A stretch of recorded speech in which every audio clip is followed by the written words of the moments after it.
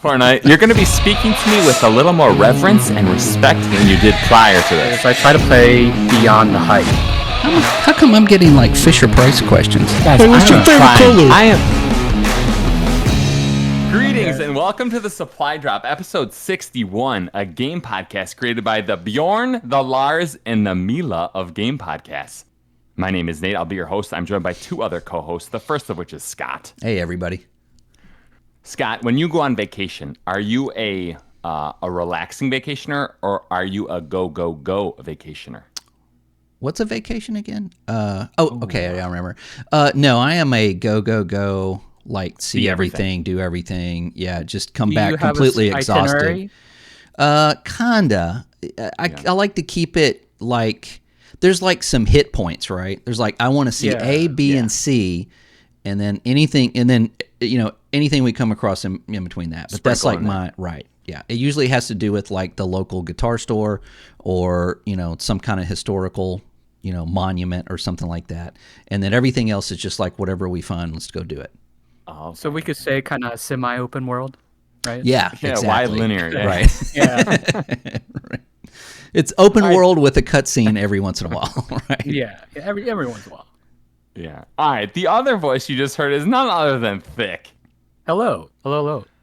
Thick, you hosted your first podcast a couple of weeks ago. At least I think it was your first podcast. I think it might have been, yeah. It was a pleasure and an honor to witness that from afar. Yeah, you did What, good job. if anything, did you learn from that experience? It takes a lot of nerves to kind of just start it. Like I rewatched myself doing it, and I noticed how like when you're nervous, you kind of fidget sometimes, and I noticed myself fidgeting. But it's like as I do it, I get more comfortable. So I mean, I give props to Nate for doing it all this time. As it might, it always gets on the nerves maybe a little bit for you. I don't know if that happens. No, it still happens a little bit. Okay. No, I feel like it's like jumping in a pool. Like I'm not good at jumping in pools. Like it takes me 20 minutes to like ease in. But I do notice like the second half of the podcast, I feel like it's just more like conversational than like you know what I mean? Yeah. Right. Yeah, you get comfortable. Yeah, but the moral is to jump in the pool, right? Jump in the pool. Yep. Don't. Yeah. Just jump that's in. Right. Yes, I thought you did very well on that. Before we get started, I want to remind listeners they can drop us a comment, question, or insult at the Supply Drop Podcast YouTube channel.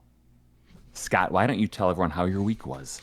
My week was chaotic, to say the least. But there were a couple of games there was one game that I spotted that came out a while ago that I wanted to check out called Synced. And this is on Steam.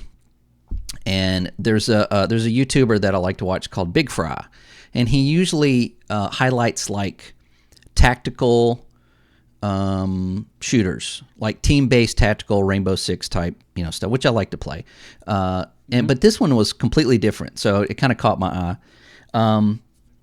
And it is terrible. It is basically a mobile, just a storefront, a game with a storefront, and it was terrible. So. This was the one we saw with the kind of futuristic looking one with the partner, right? Yeah. And if you go to the reviews, some of the reviews were like, hey, I installed this and now I've got all of this crap on my computer hitting my router. And so I immediately uninstalled that. And wait, this is essentially a Rainbow Six clone? No. What type of game is it? It's like it's a looter shooter basically. You've got you play a character that, from what I could find, I don't think you can change your character until you earn some more points or whatever. But it felt like a mobile game. Like you start off, it's third person. It's a shooter, so you get a basic gun and you shoot some enemies and they drop stuff. But like they drop armor, so I pick up the armor. So now I got armor, and then you shoot another guy and they drop better armor. Well, when you pick up the better armor, you lose the old armor. It just drops. So there's no inventory management, at least when you start off. That's oversimplification. I guess. that was like, oh, that feels very mobily. So I continue to play, and you defeat an enemy that you get control of. So at some point, you can just spawn this big Hulk-looking dude You and sync tell with him to, basically. Sync. Yep, right, exactly. You sync with this guy. And he attacks, whatever you tell him to or whatever. And then he goes back into your arm, your wristband or whatever, which was kind of a neat aspect to it. But again, all the loot that I picked up, anything that was better, I just dropped the old one. So it's not something where you can kind of, you go into an inventory system your own, look at the stats and pick which one you want. No, it just drops it.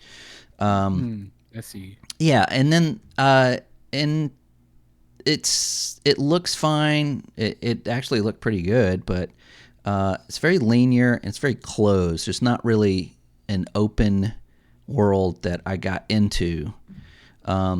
So it just didn't grab me. It just wasn't fun at all. So I uninstalled it. The loot that you pick up, I feel like a lot of loot games, they have like, I'm ice resistant or I'm fire resistant, like the suits that you pick up. Does this have that, or is this just the purely like this is a higher number? No, it's just like this one's 4, right. This one's 5. Yeah. So they're really trying to, like, you wouldn't even really want to hold on to that old stuff. Because it's just a lower number. Right. It doesn't have any kind of. I didn't see any stats or anything, special. Now that may come later in the game, but I will not know because I am not going to continue to play it. It just looks like I come across these games, these free to play Destiny wannabes, and they end up just being, a pay to win, just a money grab, and that's exactly what this felt like, was a money grab. But the first Descendant beta was this weekend, and I did play a little bit of that. Same genre, yeah. Right. So I came from that, and I was like, okay, this is going to be better. The trailer looked really cool.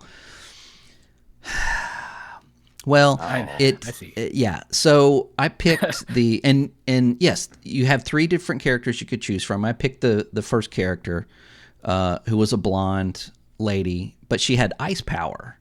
So I'm like, okay, I can dig some ice power, So you go through this tutorial, and the aesthetics of it look kind of cool, kind of mysterious, and immediately you're paired with that Japanese RPG character, the bunny. Right? Her name's Bunny, right? She actually has bunny ears, a bombshell that just sounds like a 8-year-old, that cutesy wootsy, just annoying. I mean, for me, it's just. It doesn't seem to be able to make a game without this character in it. And then you go through this tutorial thing, and the combat's pretty cool. And your powers are cool. You have like freeze guys, and then shoot them, and then they blow up and that kind of thing. But then you get past that, and you get into the open world. And the open world looks kind of like a Destiny. It's where I started was it looked like maybe Eastern Europe or something, like 200 years after the collapse or whatever it was. I don't know. I wasn't paying attention. But it's empty. It's completely empty. There's nothing there until you start a mission.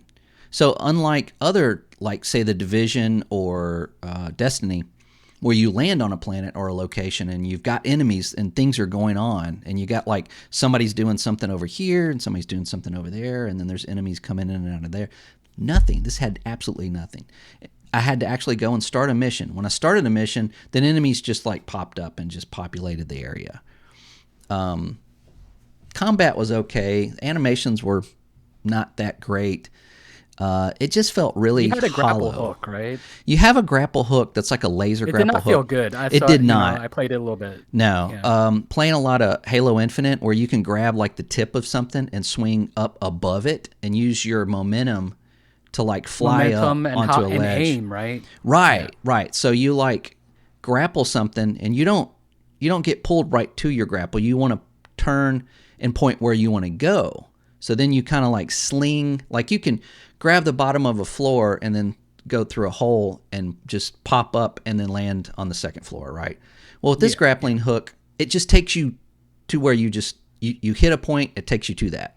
There's really no control of where you can go with it after you start. Not like physics. There's no physics. No, there's no physics to it. It just kind of just feel like it. Yeah. No, and it became more problematic because it didn't. You had to be really choosy of where you were going to hit it, because even if you hit like in an area where it's like, okay, I'm going to hit this side wall so that it's going to take me up. No, it just, you hit the bottom of the floor that you're trying to land on, and then you drop, and it's very frustrating. Yeah, and you die. I agree. Yeah, and it's not very long you'd either. have to choose the top of the edge or something, but even then, it doesn't automatically clamber the edge. No, you just drop. So yeah, you just hit it and drop. So it's like I stopped using it because it just wasn't even functional. And then shooting enemies was fine. The third person camera on it is a little off. It's got that, and I know we've talked about that before, where it's like, it's not like over the shoulder down over the gun. It's kind of like over to the side, where it makes it look like you're shooting across the screen and not in the middle of it.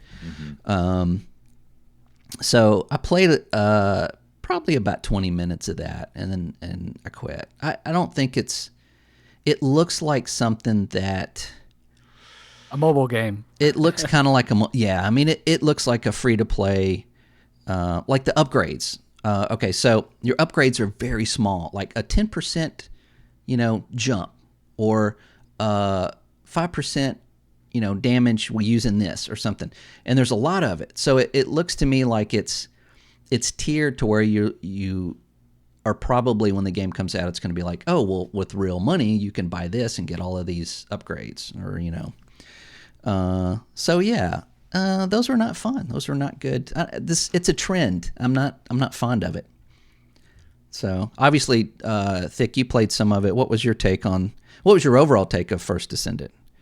I probably share the same sentiment overall. I think, like, for a Unreal 5 game, it looks really good. Yeah, but it looks all right. At the same time, it doesn't look like it's like, it's like asset that's like kind of copy and pasted somewhere. No offense necessary to them, but like it almost feels like it a little bit, like it's a little generic in some ways. Yeah, it's like they didn't really spend a lot of time on the setting.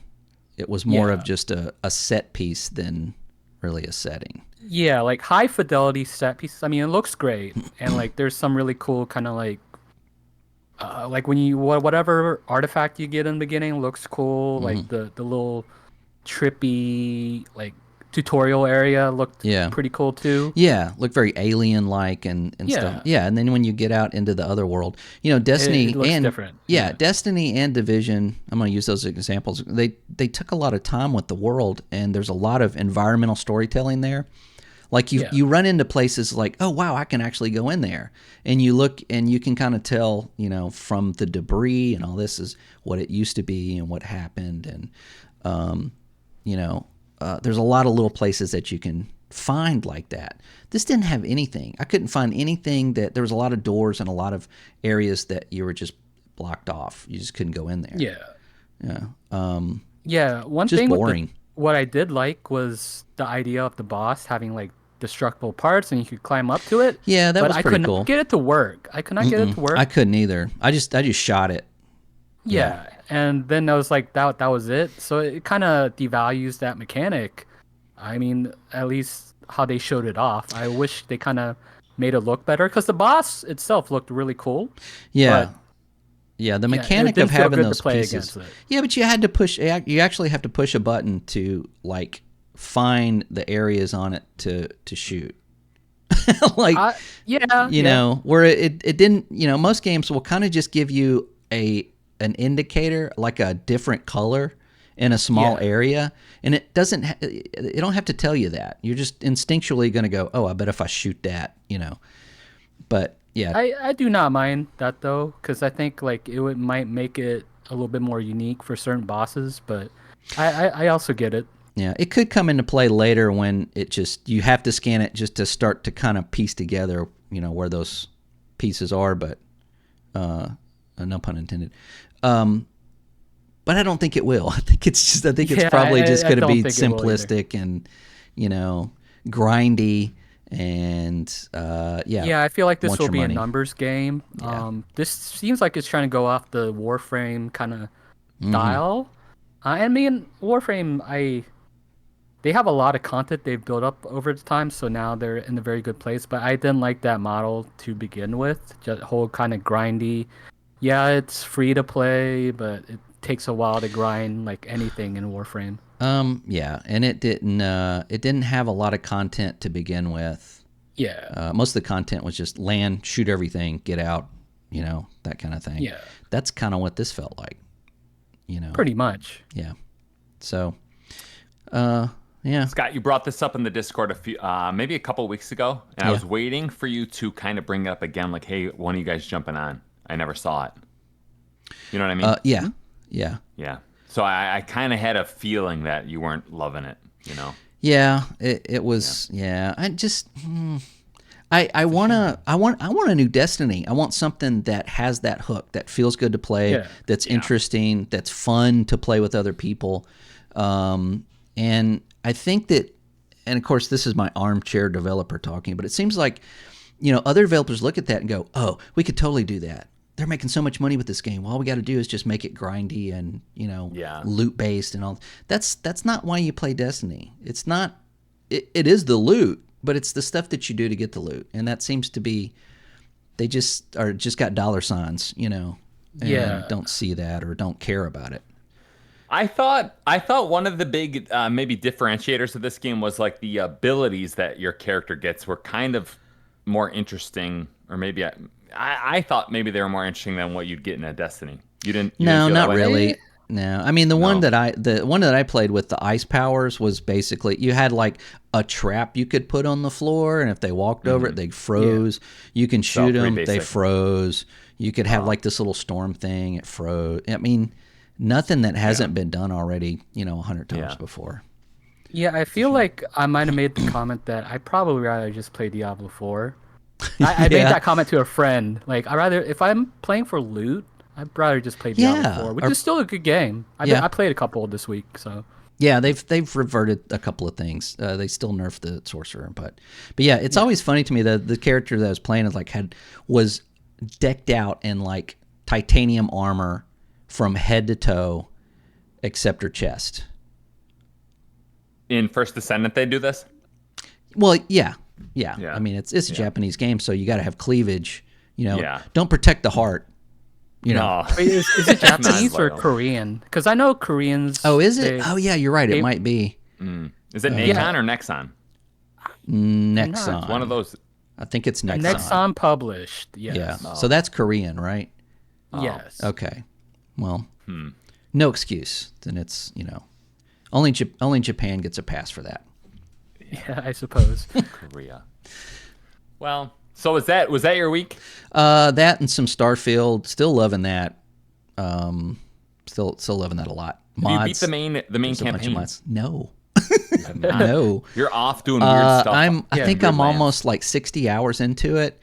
Okay. And I have decided to mainline the main quest because I'm going to run into a spoiler, and I don't want to do that. And I know I'm going to play it again. I know I'm going to, and because already there was a decision that I made in the game, and I'm not going to spoil anything, but it was a quick like, you got to do this. Which one do you do? And I'm like, well, this makes more sense to do this. And then later it was like, oh crap, that was totally not the right thing to do. I mean, that's like, as far as a gameplay perspective, like, going with the rest of the story, I'm like, man, I totally crapped on that. And I think it's probably intentional, but so yeah, I'm going with the main quest. I'm going to completely finish that, and will it be hopefully first keep on playing. Yeah. First time finishing a Bethesda main quest, or no, not at all. Just probably under like 60 or 70 hours. If I'm close to the end, then yeah. Usually I spend about 100 or plus hours before I go, I should probably finish that quest and finish the game. Yeah. Before I play, 1,000 more hours of the game. Before we move off this, Scott, I do have one more question for you on this. Do you have is the character is it the admiring fan? That AI, the NPC, he's like in all the Bethesda games or a few. He was in Oblivion, yeah. Oh, he was only in one other game? Yeah. Yeah. Oh. Yeah. And he was very annoying. Yeah. So is he still in your game right now? Have you met him? Well, when you start a character, you and I hate that they gave this away because this would have been hilarious if they had never shown this, but there's a trait that says you have an adoring fan. It's a trait. really? Like you get to pick it. I mean, and you're like, wow, who wouldn't pick that, right? Yeah. And then of course you go in somewhere, and then he just like runs up to you and goes, I mean, that would have been absolutely just. Right. I would have just bust out laughing. I think they had to kind of pick and choose because there's a lot of stuff you could or reveal in the game besides the Doring fin, right? Like there's a ton of little Easter eggs. There's a lot of stuff that I've run into that I won't divulge, but a lot of stuff that I'm like, oh wow, that's cool. They put that in there. I mean, one of the when you pick your character, there's presets. So there's preset characters. One of them looks a lot like Buzz Aldrin, and another one looks like Sherry Curry. If you know who that is, that's the Skyrim grandma. Really? The lady on YouTube that plays Skyrim. Yeah. Oh, really? Yeah, cool. It looks a lot like her. Now she is a character in Elder Scrolls 6. So she went out to Bethesda and they did a full computer scan of her, and she's a character. She's also a follower. She's a downloadable follower in Skyrim.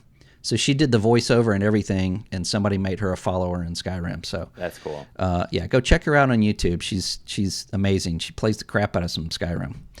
But yeah, there's a lot of stuff in that. I'm still discovering things in it that are interesting, and I don't know why.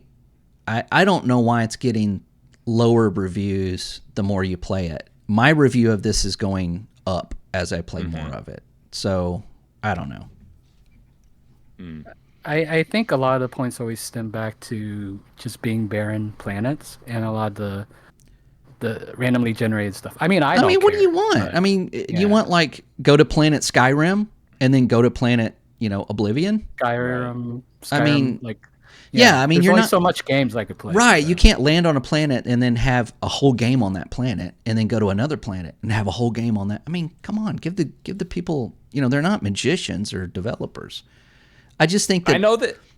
No, go ahead. I know this is hard to maybe guess right now because you haven't landed on all the planets. How many planets do you feel like have interesting content on them?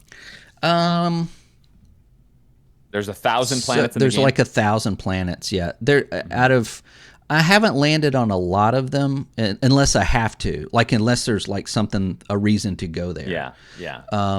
But I have found stuff that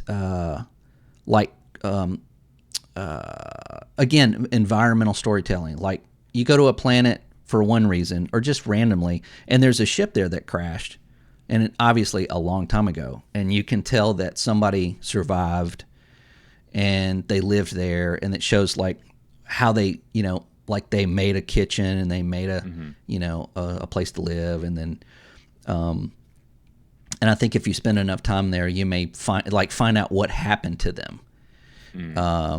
So there's stuff like that in it, but I mean, they're keeping close to, it's not Star Wars. It's not like you go to every planet and the gravity's the same, the air's the same, and the food is the same, and there's aliens everywhere.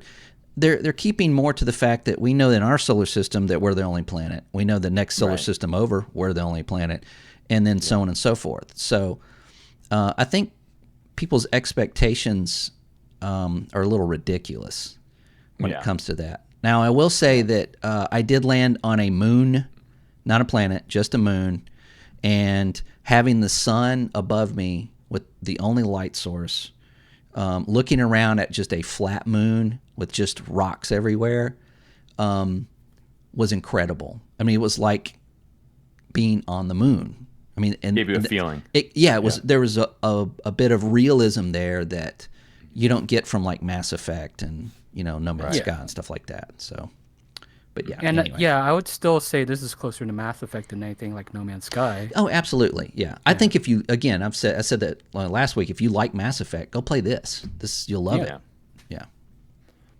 Ryan, one more question, and then we can move up. Who's your favorite NPC? Who's your favorite crewmate? Oh.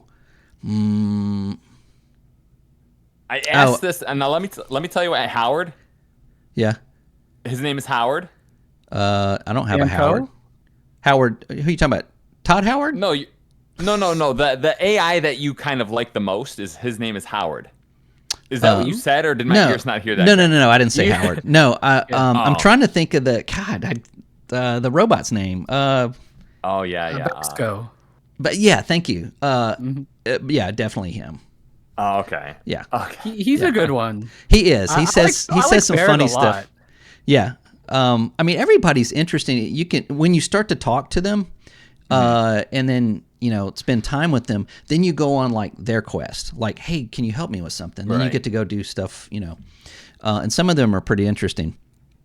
But the robot, I always like robots.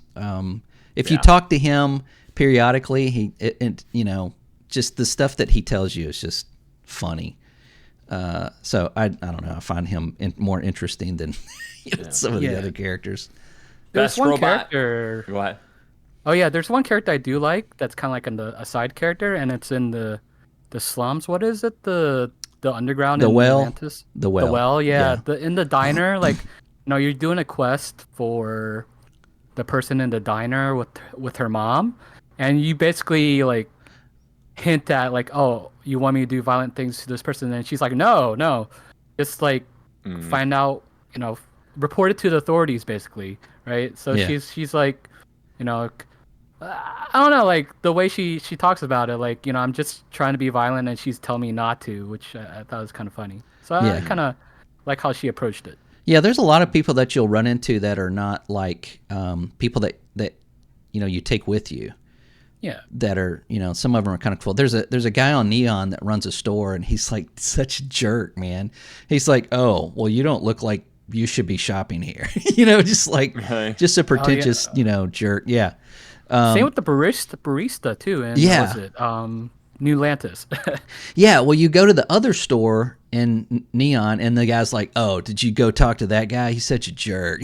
It's like, there's this whole like business rivalry, on that planet between these two stores that just seems familiar. It seems lifelike because everybody's human. That's why they didn't make a bunch of aliens, because you don't connect to aliens, you connect to humans. When you go to a planet and you see humans, you connect with them. So I don't know why I gotta explain this game to everybody. It's not holding your hand. It's not God of War. Just get out there and experiment. All right, thick. Scott had a good week, or he had an okay week. Well, what about you? Yeah, pretty good. I play a little bit of Starfield, Diablo 4, Overwatch. The standard that's kind of in the rotation right now. What was kind of new this week? One quick thing is I started watching a Let's Play of Like a Dragon Yakuza, because of TGS. Because I haven't played that game in a long time, and I kind of want to get through it again. But every time I pick it up, it's just like I'm a little lost. So I'm trying to rewatch the story, and the story to Like a Dragon is really, really good. Like it's a turn-based RPG, right? Like, but if you haven't had a chance to play it, I think it's like like the South Park turn-based game. It's kind of like that, but it's over the top in its own unique way, and the story is almost like a soap opera. Like, I think it's very enjoyable if you just take the time to watch it. It's intentionally like campy, right? Yeah. Like it's humorous. Pretty over the top. Yeah. Okay. What does campy mean? I hear that, and I can't quite fit that in my brain. What is campy? That means it's like just real tongue in cheek. Just like That's another one I don't quite under. Use something that I can connect with. They say Resident Evil games are campy and tongue-in-cheek, right? Yeah, where like people are, where they try to like cheesy. Yeah, cheesy's probably not. That's kind of derogatory, I think. Okay. Campy is like a good positive. Cheesy. Does that make sense? Okay. Like how Resident Evil is like self-aware cheesiness, right? Exactly. Like Resident Evil, there's characters like, we have to get outside, we have to go here and get those bullets and get back to the car. It's like it's over the top, kind of dramatic to the point of being funny, right? Yeah. Okay. Yeah. Okay. I gotcha. So that was kind of the main. I guess you're watching this Let's Play. Yeah, a little bit, but I'll get to the main game. I kind of played, or like I got a good amount of time now with this week. Is It Takes Two. I had a friend. That's a great game. Oh, really? Yeah. I had a friend. We got Game Pass Ultimate for a month, so it was like, oh, this is a great co-op game. So I introduced it.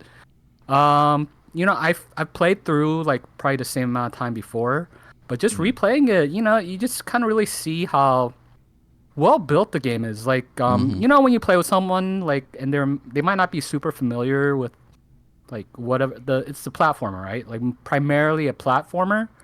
But every single level, like, it's kind of unique. Like, they introduce one mechanic, but then they take it away to the next level. So there's always something new happening. And you just keep getting surprised when you play it, which you don't really get that too much in these sort of games. Like, the Joseph Ferris has been really good. Like, A Way Out was not as diverse as this, but this one is, like, his best work so far. Still unique.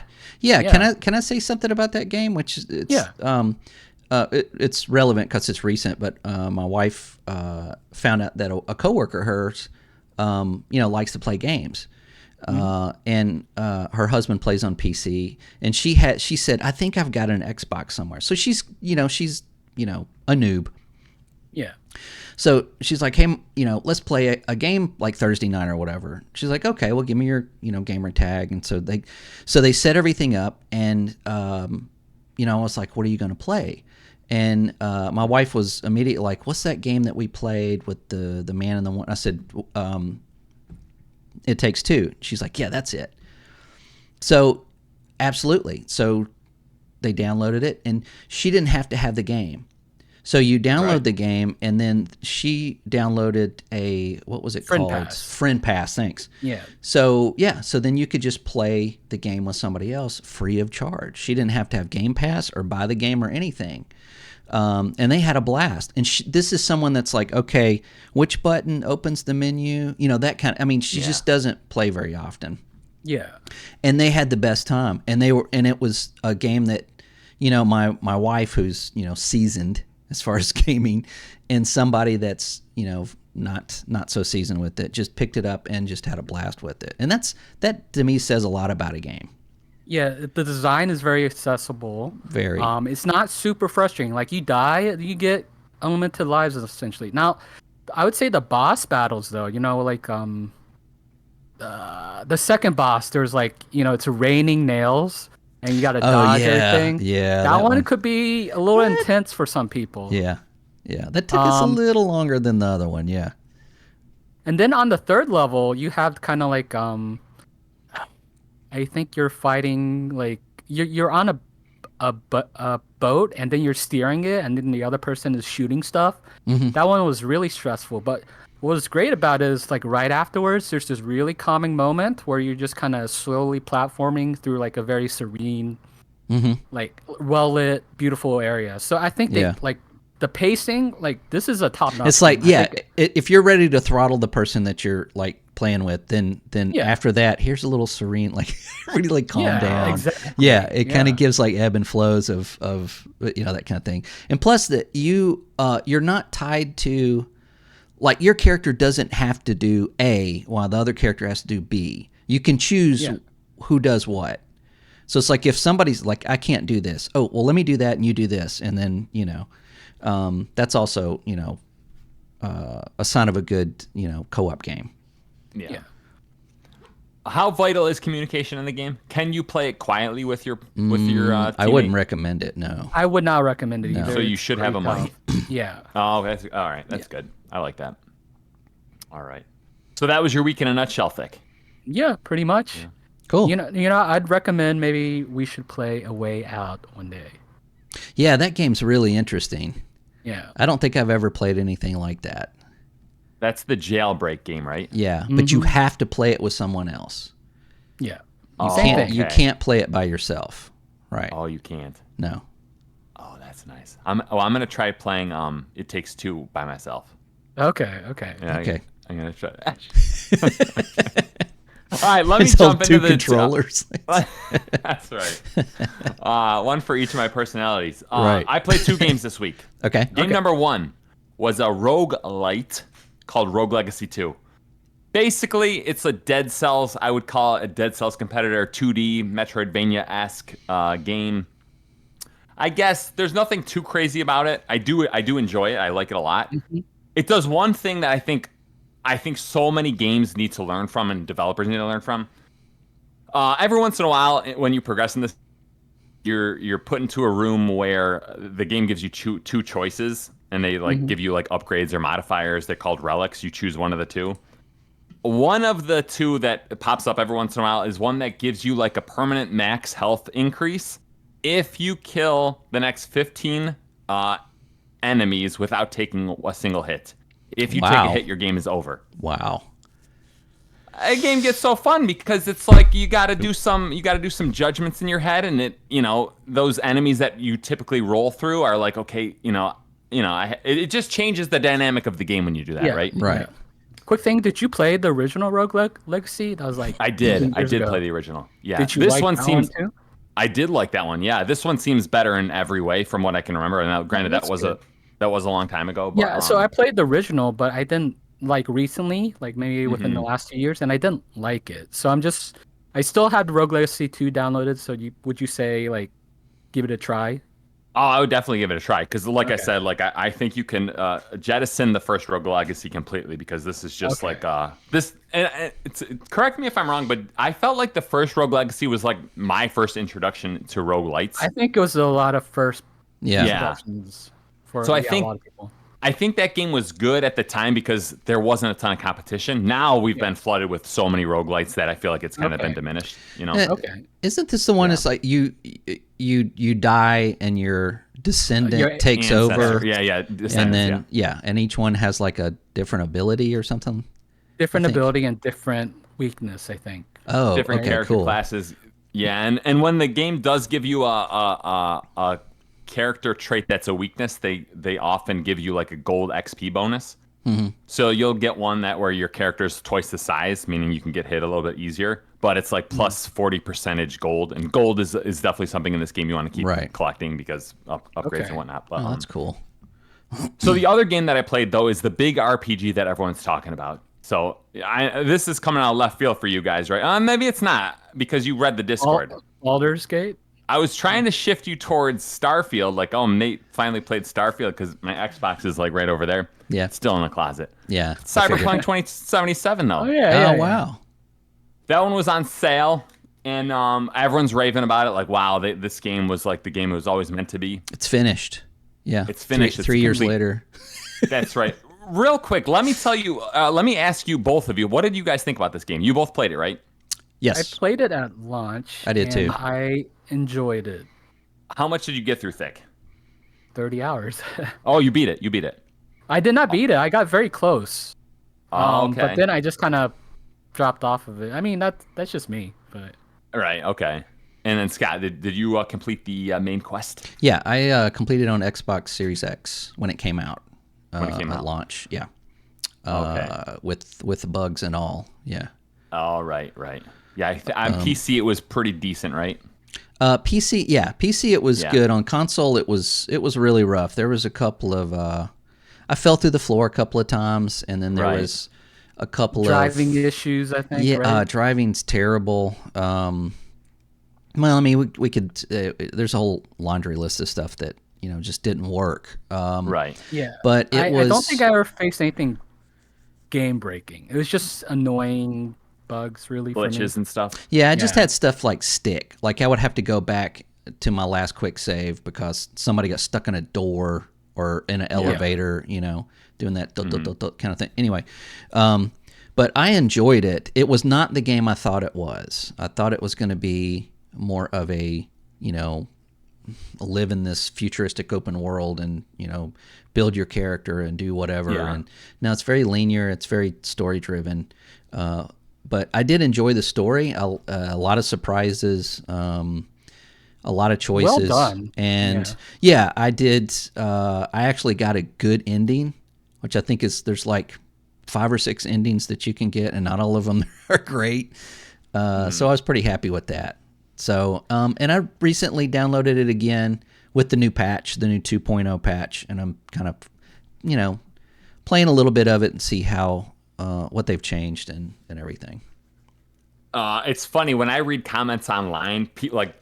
I I guess there's just like when you go on a Cyberpunk 2077 thread, you attract the super fans of Cyberpunk 2077. So you'll Yeah. get people being like, this game is like, it's the greatest game of all time. Yeah. And now I've put about 4 hours into it. I've gotten past the I've seen there's a really fun scene in the beginning with who's Johnny Utah, Keanu Reeves. Yeah.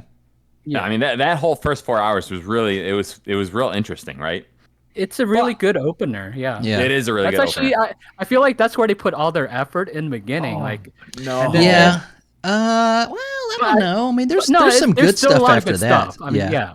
Okay. But like the opener is pretty strong, Strong. for like any game. Yeah, I mean, you Yeah. play like it is about 4 hours, and then you get the logo, like now the Yeah. game starts, like Cyberpunk Right. 20. Yeah. Yeah. What part did you get to actually? Yeah. We got to basically Keanu Reeves, Ken right? is a Cortana, right? He's like Yeah. an AI that's like in your head. Yeah. So that whole and Okay. actually it felt like it was an hour-long cutscene you just had to watch. And Mm-hmm. Nate does not like hour-long cutscenes in his games. I watched the whole thing. Maybe it was 40-minute cutscene, but Yeah. very interesting story. I can't remember the last time a video game story like actually didn't annoy the heck out of me. Like I feel like the main reason I want to continue playing this game is for the story, and the world It's is good. kind of Yeah. it is good. Yeah. Yeah, the story's good. Yeah. I guess I do have two questions. So we talked about the story a little bit. This game feels a little Horizon to me. Horizon Zero Dawn and Forbidden West. Do you guys know what I mean when I say that? Yeah. In what aspect? Well, when I say I'm trying to like probe you. So Scott, what do you think when I say that? Probably this as oh, here's your waypoint. Go to the waypoint, talk to so and so, and then repeat, and then do that again, and then do that again. While you are right, that is not what I meant. Okay, Can you- that's can what you I think that's of what I another? come up with. Yeah. I can't really, because it's I haven't vague. played enough Horizon to really Yeah. give you a good opinion on this. When I play those Horizon games, I feel like the art director, the art direction, he has too big of a it's just so Horizon-y. All the characters are like in your face with the Horizon stuff. Oh, The okay. dinosaurs are Horizon-y. Like Yeah. you can't get a break from like the Horizon vibe. And I feel like this Yeah. is like, oh, it's so much cyberpunk. Yeah. It's like I would agree, yeah. yeah. And I mean it's cool art direction, but I like having some space between the interesting visuals to kind of emphasize the interesting visuals. Something one thing, familiar what and kind of something out character- there. Yeah. I picked Which the Nomad, which I So you started out in were the desert. outside. Yeah, I was so it's a outside. little bit I different. I did appreciate that outside aspect, but then they toss you in that city, and I feel like my forehead is constantly hitting architecture. Yeah. Yeah, you're constantly losing signals from the tall buildings. Yeah, exactly. But so it'll be interesting to see because I think I told you guys this before. The last RPG I finished was like Pokemon Blue, I think. Yeah. So we'll see how long this one hooks me for, but so far I guess so good. You know? Okay. Where you're at right now is, for me, it was. That's where I'm at right now, because I may really? play the DLC. I don't know where you start or where you come in on the DLC. But playing it on Steam, I didn't have a character, so I had to create a character. And that first part, there's a chunk there that, I'm not happy with playing that over again. I just think it's just, just kind of a little. It's it so drags. claustrophobic. It's claustrophobic. It drags. There's no, you can't get away from it. Yeah. But after that is when you get to the point where you're like, going off and, you can play. Okay. You don't have that. Somebody buzzing in your ear like every 5 seconds. Okay. Yeah. Yeah. The one game I was thinking about when I'm playing this is like Ghost Recon, where you're just out in the fresh air and you can kind of like, okay, there's my problem. How do I want to approach that problem? This game is not like that. Yeah, the problem This game kind of is like- comes to you. You're in room A, you got to go in room B. Yeah. You can either shoot the guards loud or you can hack the security cameras. Yeah. Like we give you Yeah. two options that are not that interesting, right? But Yeah, but, to me, like the combat's never. I don't think like people were expecting like a really immersive like a experience. Halo. Oh yeah. initially, but I think you guys know that I think Witcher 3 is a little bit overhyped. Yeah. So like I came into Cyberpunk kind of expecting, I know the story is probably going to be good. I know the side quests are probably going to be good, and I was actually more surprised on the game than I came in. So Okay.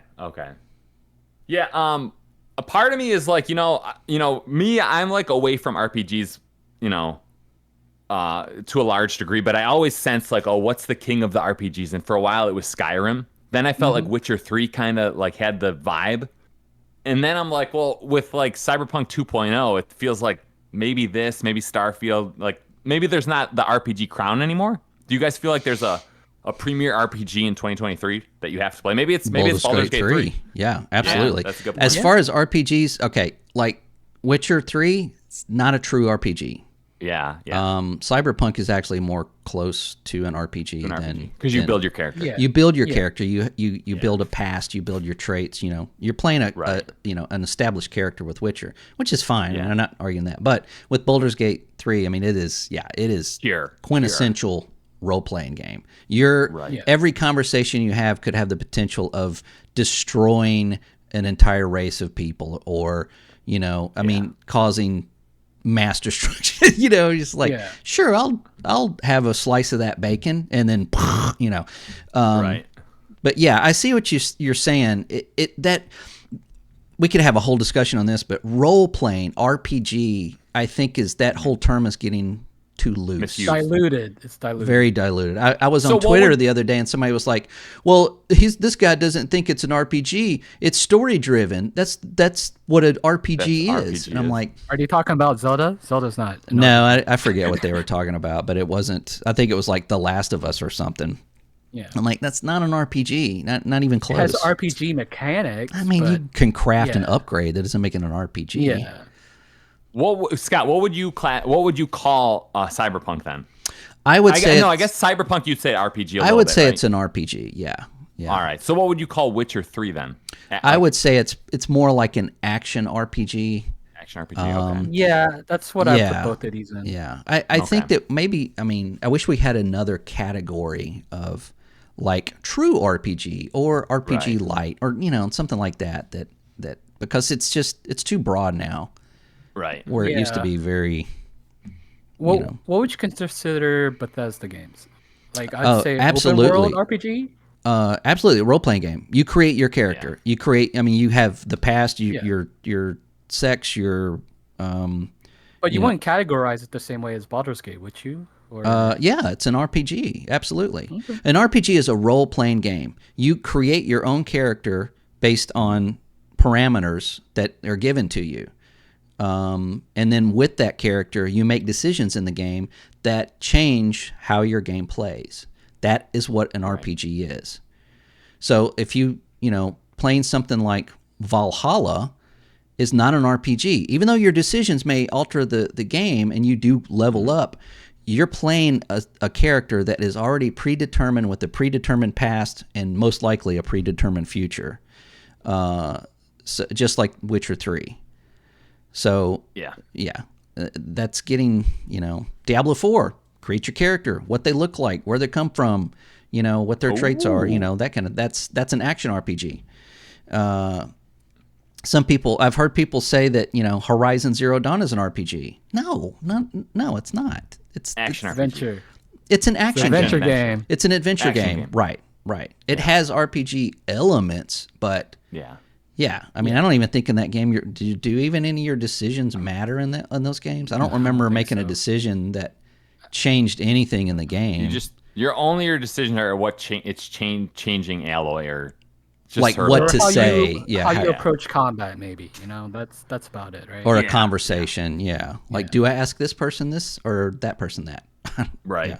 So, but anyway. Okay. We should move forward, I think. Yeah, we should move forward. Yes. All right, before we kick things off, let's go to our listener feedback segment. Here's where listeners of the Supply Drop participate in the discussion by going to the Supply Drop Podcast YouTube channel and dropping a question, comment, or insult. Thick, what do you have for us this week? We got nothing. This week's listener feedback segment was brought to you by the country of Switzerland. Whatever you do, don't Google what our banks did in the early 1940s. Thanks for sponsoring the show, Switzerland. Thanks, Switzerland. Eat chocolate. I like how you sped that up so it thinks like Yeah. click, click, click, click, click, click. I will say this. I talked to my sister's friend's husband, and he gave us the rundown on how people from Switzerland view Americans. Oh, wow. Not super highly, right? No. And he was like, what Vietnam, it started when you were in Vietnam, and then what you guys did in Iraq, and yeah, it was all that stuff. Yeah. But I'm like, you have no footing to, Yeah, you'd all be speaking German if it wasn't for us. Yeah, bingo. Okay. Yeah. Okay. But Perspectives. dark time. Perspectives. Yes, perspectives. It was interesting. Oh, by the way, people in Switzerland are very reserved, very kind of cold to strangers. Not cold, but yeah, kind of cold to strangers, which I thought was interesting. That's why they serve you hot chocolate, right? I try to warm it up somehow. That's Yeah. right. All right, let's get to the drop. The segment of our podcast where we talk about last week's most intriguing news story. Scott, what intrigued you this week? Something very big happened, and this is something that we really don't get ever. During the negotiations with FTC, someone uploaded all of Xbox's plans from going back to like May 2022 to about October. And they went into public domain. And, of course, somebody snatched them up and immediately put them on the internet. This was on like a FTP server or a GitHub, from what I recall. It's something like that, yeah. I mean, it was, it blew up. Which, I mean, really sucks for any company that's like, hey, this is our projected plan. It's all internal. It may change, blah, blah, blah. And then just have it, So now they can't really surprise us with anything. But I thought what we would do, and I'm going to bring this up so that we can see it. This is the mid-gen devices lineup delivering on player needs slide. And I thought we could just look at these briefly and kind of give our opinion of what we're looking at, because some of this stuff, it is internal, and it is, it may come to light, it may not. But like this one, we've got the Xbox Series S, we've got the Xbox Series X Brooklyn version. Now the Elwood version, I'm guessing the refresh for Series S. Yeah, right? I'm guessing that's the black one that came out, right? Because it says, actually. well, it's got 1 terabyte on it. It does, but I think it doesn't have Wi-Fi 6E. I don't think it has Bluetooth either. But I mean, and you're right, because look, it says the Sabile controller, which is not out yet. So, but they just released one. They just released a... Yeah, I think this has a lot of questions. Maybe, given how the economy is now, this was their plan. Remember, this is like an early... Like, all this information was like a couple years ago, right? Yeah, well, it was from around May 2022, about May of last year. And it could be older than that. I mean, it's not something where they're like, hey, we don't have to show them everything. Let's show them like something we were doing, 2 years ago. Who knows? But yeah, this may not come to pass. Now, the next one, of course, is the Series X Brooklyn, which is the round. I'll show a picture of that in just a second. And that says, 1 terabyte, 2 terabyte, and then with the Xbox Wireless 2, Bluetooth 5.2. That's the big thing. So we know that it doesn't have Bluetooth right now. The big thing is it's adorably all digital. It is. It is all digital. It looks like the Alexa, right? Yeah. Their mock-up looks like a And I'm okay with that if it's the size of a Pringle can or something. I'm like, okay, cool. Yeah, but how will it stand? Was it horizontal? That's what I'm wondering. Oh, yeah, it was. Yeah, you can set it on its side, but it might just roll off. And I'm showing that picture now of Brooklyn, adorably all digital. It's marketing. But going back to the first slide, we've got an Xbox Series X and XDL. Now, I think that means Xbox Design Labs. So, I never thought about that. Right. I was curious. It looks like they plan to put this in the. You're able to just go on their website and create your own look for your Xbox. And So then you will be able to make it look like a Pringles maybe bomb. so. You can put a Pringles so, skin yeah. on it. That would be hilarious. I would actually probably do that. But Now I know that recently they're releasing the skins for just the regular Series X right now, right? right. So it makes me curious if this is either pushed back, like it's probably not 2024 now, maybe it's 25.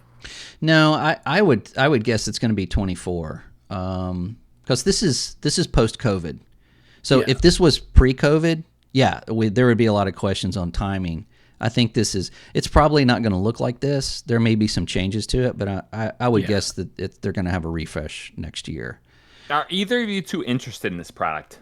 Oh, I'm always interested in new hardware. Are you really? Yeah. No, I'm on PC. That's right.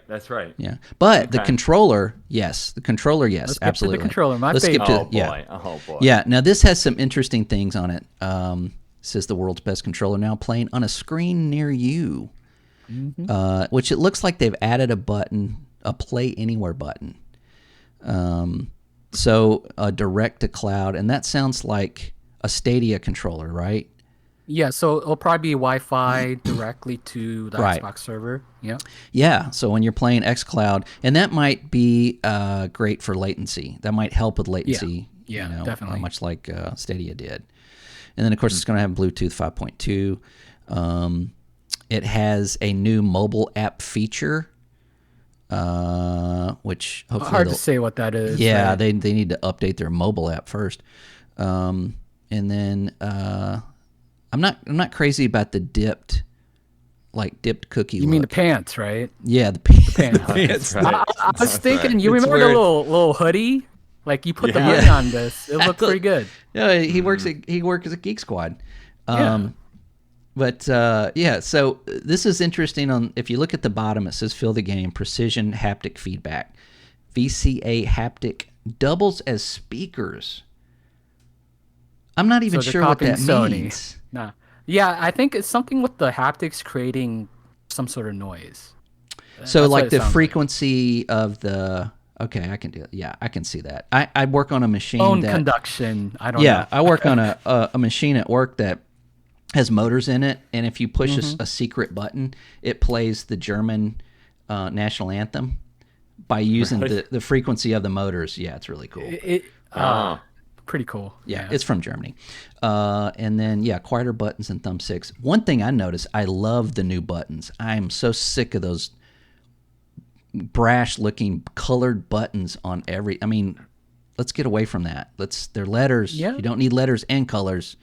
Pick It's one. the same D-pad, which is fine. I like that. I do like current that D-pad. Yeah, I do. Yeah. I like it a lot. It's very durable. I think they got rid of the share button, or at least calling it the share button, and just moved it up where it's probably a better spot. I feel like it's better in the middle of those two buttons. You don't hit it. It's hit pretty often right now. Yeah. Okay, and then sustainability. Of course, they're talking about the materials they're using, but the repair and disassembly. That's interesting to me. That means. We do know that they already on their website, they're going to have a spot to order parts for your controller. So they're allowing you to repair your own controller. Yeah. The thumbsticks are removable from what I understand, right? Yeah. So yeah, that's what they're modular thumbsticks, where you can just pop them out and get a new one, which is cool. I mean, that's like, you don't have to buy a new controller or take it somewhere and have it repaired. Yeah. And then approachability, lift to wake. Everybody's freaking out about this, but I think it's cool, and it's obviously something that you're going to be able to turn on and off. Yeah, Sony kind of already does this. Like when you lift their controller and let's say your PS5 has been idle for a little bit, and you just lift your controller, it'll just wake up the screen, kind of like it'll stop being idle on the screen. Wow. So okay. We haven't talked about the accelerometer, which will enable gyro.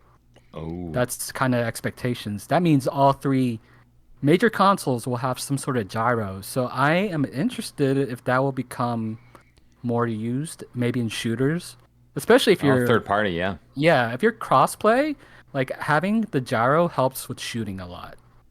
Wow. Right. Yeah. Well, I wonder if all of this is going to be available on PC as well. I would think so. Yeah. I think so. I mean, it's Xbox. Okay, what do we want to look at next? How about the title release schedule? Now, this is more interesting to me than any of the hardware stuff. I was pretty interested in this one too. Yeah, I mean, there's obviously stuff that we've already gotten, and then there's some project stuff that we know what it is now, except for a couple of them.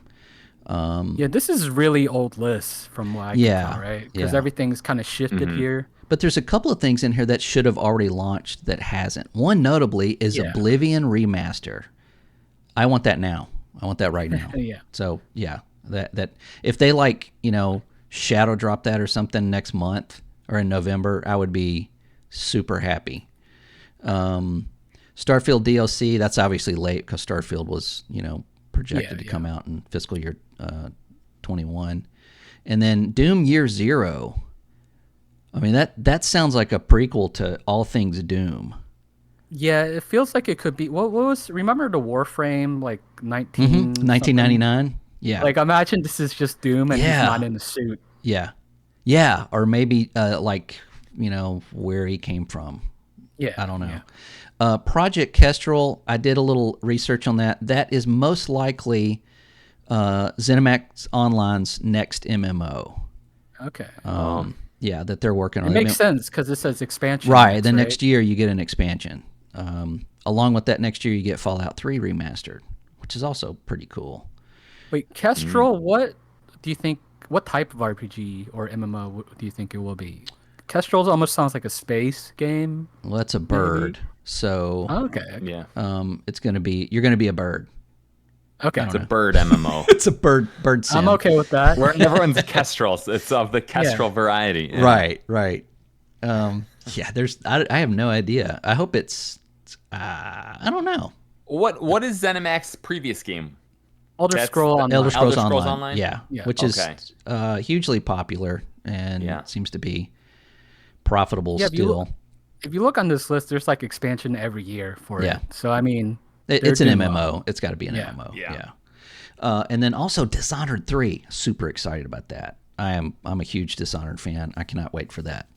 And that looks like that's coming out next year as well, supposedly. None of these really landed like Indiana Jones. Where are we supposed to have it?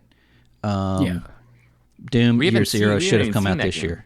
No, they haven't even showed it. So this is, who knows? I think it's delayed at least a year. A lot of the things, and that's meant for 24 and 23, at least a year for them. Yeah. Ghostwire Tokyo sequel. Yeah. This is a little shocking. Yeah, isn't it? Could have been canceled. Any of this stuff could have been canceled. Yeah, Doom Year Zero might not even be a thing anymore. Who knows? So, I do hope they kind of actually try with the sequel to Ghostwire, because remember what happened with the Evil Within 2? It was considered a lot better than the first by a lot of people. So I mean, they just need another shot at it. Yeah, I mean, some games need a second chance, and a lot of games that got a second chance, the sequels were much better. Yeah, and that's Uncharted 2, right? Yeah, absolutely. So it, I think that there's enough there for a sequel. But I like that second sequel. That's sometimes a redemption or just, hey, what made it great. State of Decay 2 is a perfect example. I mean, that game is exceptionally better than the first one in pretty much every way. I do see the Fallout 3 remaster, and that's the one I'm looking forward to that more than Oblivion. Yeah, you're a Fallout guy, and I'm a Elder Scrolls guy. Yeah, you can't be both. I don't know. Can't be both. Seems like you got to pick one. All right, so let's go to the cohesive hybrid compute. Considered their next console, right? Yeah. It looks like they're going with an ARM64. It says ARM64 versus x64. So it's not very clear here. No, I think they're still in development, right? Yeah, still in development or making that decision. They got another 4 years, so this thing's not in production, obviously. balance of big little CPU cores. Well, that makes sense.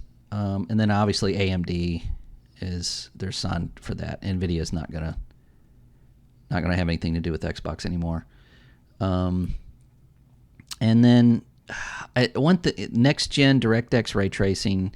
I'm thinking in another 4 years, is anybody really going to care about ray tracing? It just seems like a buzzword now. It should hopefully be standardized at the point. Like we used to care about bump mapping, but now, I mean, people still use bump mapping, right? But no one talks about it. True, true. Yeah, because it's just, commonplace. It's just part of the game. Yeah, maybe you're right.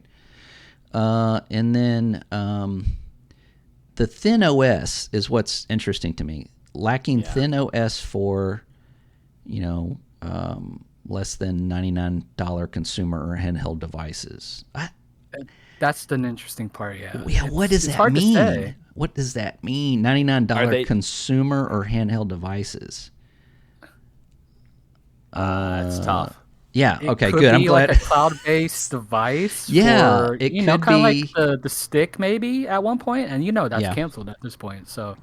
But it says handheld devices. But it says devices. I don't think that they're. I don't think that means they're making one. I think that means it's things that are on the market. Yeah. Right. Stuff that's already there or soon to be there. I guess. I'm glad you guys did. I was afraid I was going to say that, and you guys were like, "Oh, that absolutely means this," and I didn't know what I was talking about. The real takeaway here is that they're kind of kindling the whole cloud hybrid model. Like what we were expecting for Crackdown 3, which didn't work out, but it seems like they've moved past that and figured out other things to kind of move this forward. Yeah. And it may be something that, usually with, when you get this with a new console, it's like the ability to do this.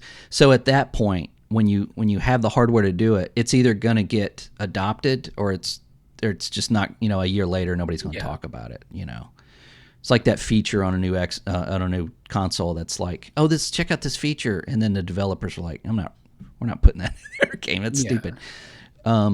Okay, so let's. I think the key technological enablers for this vision is we can pass that one. That's just that looks like marketing stuff. Yeah. And then next generation gaming powered by AI and ML. It kind of covers what that earlier slide went over. Yeah, it kind of reiterates, what they're. It just kind of puts it in categories. The voice of the player slide, though, is very interesting, so to speak. Yeah. Well, you do get kind of a look at the controller or what it's. Oh no, that's the original controller. Never mind. I saw the rings around. I thought that might be the. No. And then, if you don't clean your Xbox, you're going to have stuff growing out of the top of it. Pretty much. Yeah. Okay. Guys, I've played a lot of multiplayer games in my day, right? I've joined a lot of lobbies with other people similar to me. I've never heard anyone say it's important to me that the companies I support take sustainability seriously.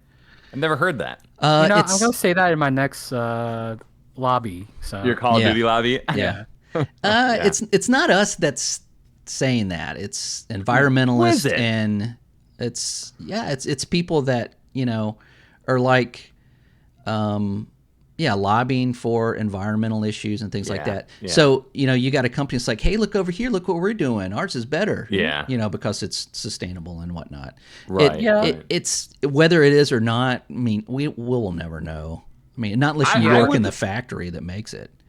I think this could be a kink in the armor or chink in the armor where if PlayStation makes a device that's like, our device is going to be so good, it's actively going to harm the earth, permanently harm the earth. They'd sell twice as many. I think people go that way. They go that way. Oh, yeah. They would sell twice as many.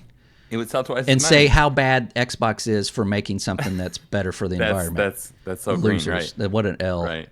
Yeah. Yeah. Okay, so let's look at the Elwood, the Xbox Series S refresh, because this is what we want. This is kind of out, but it's not. We don't know if this is something that's going to get released now that they've just released a newer one. But it's interesting that this says it's $299, and it does say $299. Yeah. It does say $2.99. It says same low price, and the other one did also say it's $4.99. So it's cheaper for them to make it, but it's the same price, so they make more money on it. Yeah, the thing is, the new one out is $3.50. Right. So, yeah. So they may have again, went a different way. Yeah, this could be not accounting for inflation. True. How it's going right now. Yeah, I mean that new Pringles can could be $5.50. Right. With no optical drive. Well, yeah, I think the big thing is there's no disk drive. Like, is there going to be an add-on? Like I know they're adding a USB-C to these refreshes supposedly, right? Is that going to be for the drive? I mean, you don't need USB-C for a drive, but maybe that's why they want to. I would be. I don't see a problem with that whatsoever. I think giving people a choice. Mm-hmm. I don't like physical media. I don't like having a cabinet full of plastic that I have to get up and go across the room to get out to I've got a handful of movies that I watch every once in a while, but and my PC, I don't even have an optical drive on my PC. But exactly. I know there are people out there that rally and will fight on that hill for physical media, and I just don't get it. I didn't even notice the thing not having an optical drive until somebody pointed it out. It just didn't even dawn on me that it would have one. So, I think a lot of people's approach to this is the preservation of video games, right? Right. So, and I mean, it's not purely just because there's no physical media that like you can't preserve the game. There's ways to preserve it, but it's just absolutely. I guess physical media is the representation of preservation. Well, right? also, if you've got an older console and you've got the physical media for that, then you're preserved as long as it still works. Yeah.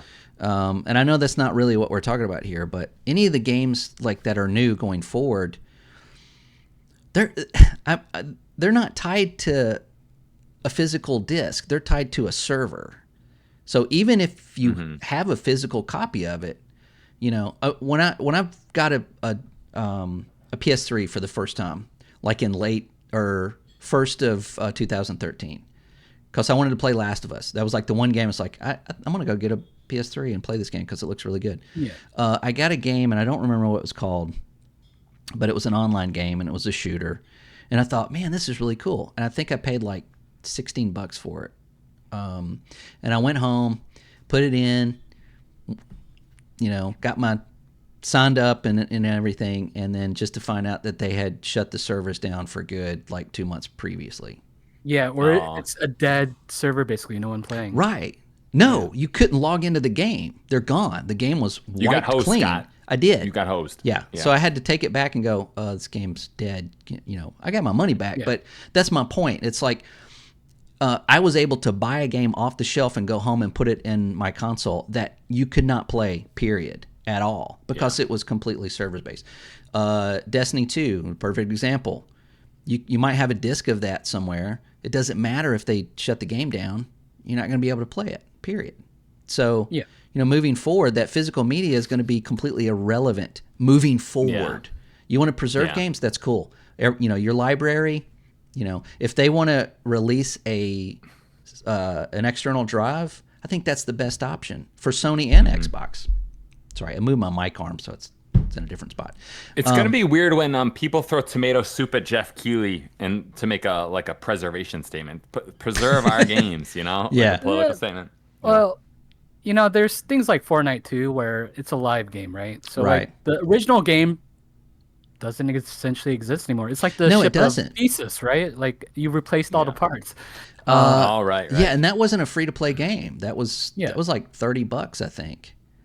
I think that game does exist, by the way. Does it? Well, I'm talking about the season 1, not so much Save the World, but like just you early chapters. Yeah, you can't just go back and play those. No, you can't. Gone, essentially. Yeah, that's true. Okay, good point. Well, I mean, any MMO is like that as well. I mean, you can't. You don't play for a year and you go back, everything's changed. So it doesn't matter. So I think that the argument for physical media is just kind of dumb, to be honest. I mean, I don't know. That's just my take on it. But we can look at this one slide. Let me see. Bring this up here. And this is the launch timeline. Xbox Gaming Beat, which is the mid-gen console announcement. Well, no need for that anymore. Yeah. You're good. But this looks like fiscal year 25. Now, this is the fiscal year 25, so that's going to be in 2024, I believe, right? That's how my fiscal year works. So, so then we've got the announcement in June, and then the Sebille launch. I'll take the controller. Yeah, I'll buy that day one day. Yeah, so that's going to be in the summer of this year. So it's fiscal year 24, and maybe I'm looking at this wrong, but it looks like it's, I don't know. So they didn't announce it this year, and they didn't release the controller. So if they pushed everything back a year, then this is what will happen next year. Does that mean at E3 time? That's what it looks like. Yeah, it looks like they were gonna announce it. But I don't know. This slide's interesting with the bullet points. It's a bunch of marketing, right? Like it gives you an insight on how people kind of look at these. Like it looks like they might EOL, right? Like the first Series S for like $200. Yeah, like on Black Friday, like liquidate, right? Yeah, they want to get rid of them because they're not going to produce them anymore. Same thing, and that's one thing we need to consider is that with the new launch of this Elwood and this Brooklyn, the older models are not going to be in production anymore. So like the Xbox Series X with a drive in it is going away, and I think that's what a lot of people are complaining about. But wait a second, you think the drive Series X is going away? With this, positive. Yeah, absolutely. They're not going to have four SKUs on a market. No. I disagree. I think they are going to have 4 SKUs. No, I don't think so. No way. Really? No way. I think I can't believe. I would bet money. I would bet a lunch on this. Okay. A lunch. All okay. Right? No. Look at the marketing bullet point. It says Starkville EOL ahead of Brooklyn launch, which I assume Starkville is the disc Xbox Series X. What does EOL mean? End of life. Wait a minute. What if? Oh. Yeah. What? Wait, no. It wasn't codenamed Starkville.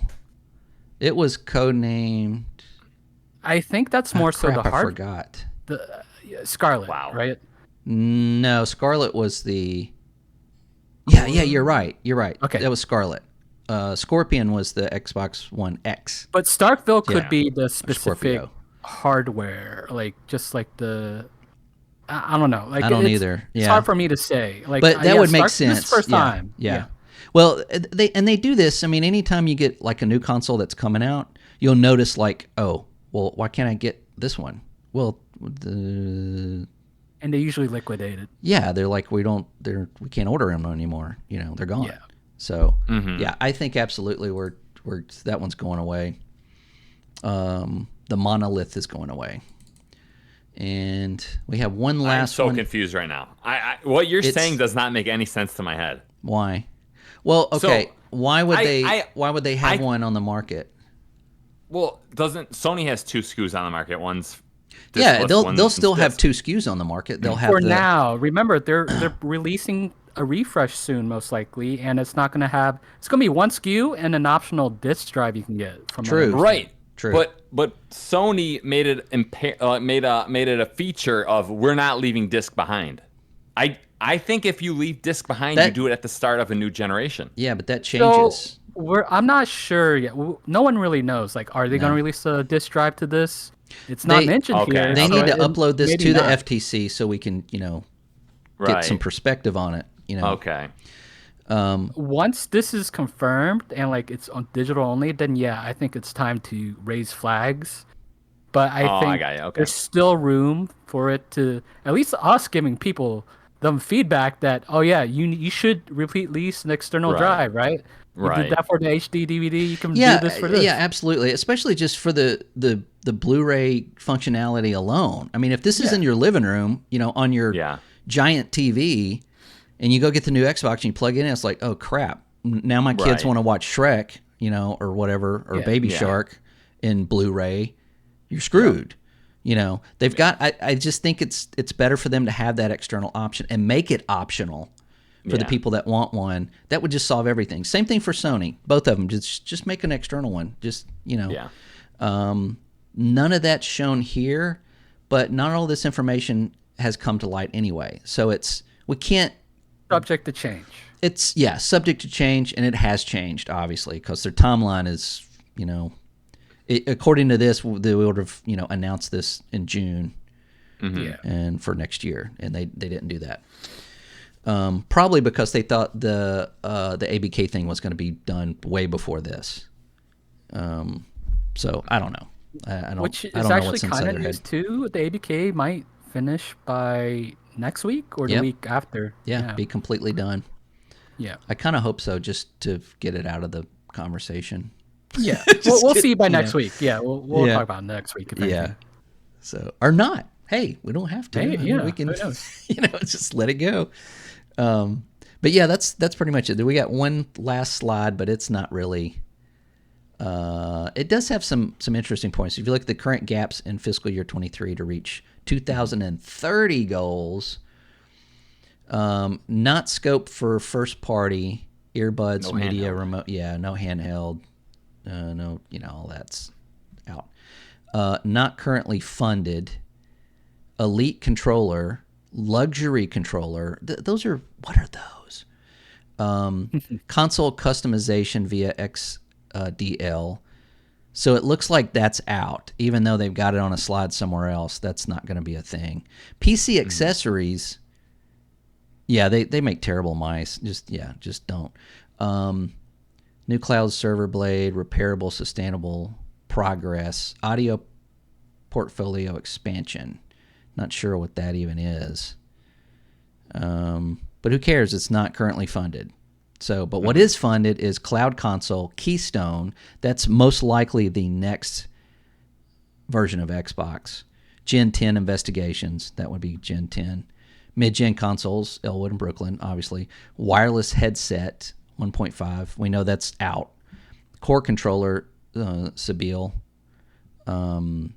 which should already be out. Software security, who cares? Xbox Design Lab and SELE for mid-gen controller. So that's the Design Lab for the Sabile or whatever. So that all that makes sense, but it's very boring. The not currently funded stuff is exciting. But but whatever. More controllers are always good. Yeah. So like I said before, this is very rare to get an insight on where, if anything, where their mindset is, where they're taking control or taking console. Ooh, and what? One Go ahead. thing. Yeah. Did you recall the emails or the leak about them? Microsoft wanting to buy Nintendo and Valve? Yeah. But some of that was taken out of context. Okay. Now, this is not commonly known, but when they were designing the Xbox and trying to create a new console, they went to Nintendo. They sent a couple of guys to Nintendo. I think one of them was Seamus Blackley. They set up a meeting. They flew all the way to Japan. They sat in a room and they were like, we were interested. We were wanting to know if you were interested in being purchased by Microsoft, and they got laughed out of the room. Like, just flat out laughed. They said they were still laughing when they left the room. Because it's just I heard it was like DJ Jazzy Jeff in Fresh Prince. Remember, Uncle Phil throws him out of the... Yep, just picked him up and laughed him, the whole way. I don't think that this was something... I think this is something that Phil Spencer was saying. One of the things that he said is and he's kind of right. He's talking about the hardware. Like, Nintendo lays heavily on their hardware, which they shouldn't.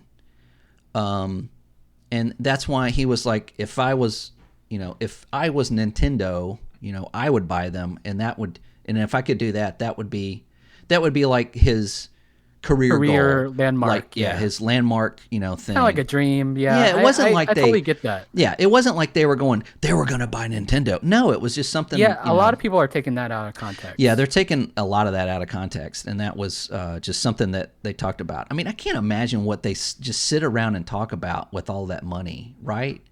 Mm-hmm. It's like, let's buy a giraffe and just start writing giraffes. I mean, who knows what they talk about and stuff. You can't take all of that, in context, but they are a corporation and they want to make money and they want to be number one. And one of the things that he did say is that if they don't meet those projections for 2027, then they need to look at, changing the business or getting out of the business. So, those projected for Game Pass subscription is like 100 million. Yeah, I saw did they that have too. that? They had that. It was a separate leak. It was a separate thing. Yeah, it was a separate conversation. And it's interesting because I feel like a few months ago we had Phil Spencer saying, like, Game Pass is only going to be 10 to 15% of our revenue. Like, we don't see it getting much larger. Yeah, exactly. Because they know it's like they don't want a ET for Atari thing where they made more the game ET. They made more of them than they actually made consoles. I mean, you can't have that, right? Yeah. So they know how many. To the context, real quick. That projection, that 100 million, was really from. It wasn't from Phil himself. No. It was from like a hardware guy. Yeah. So, oh, was it?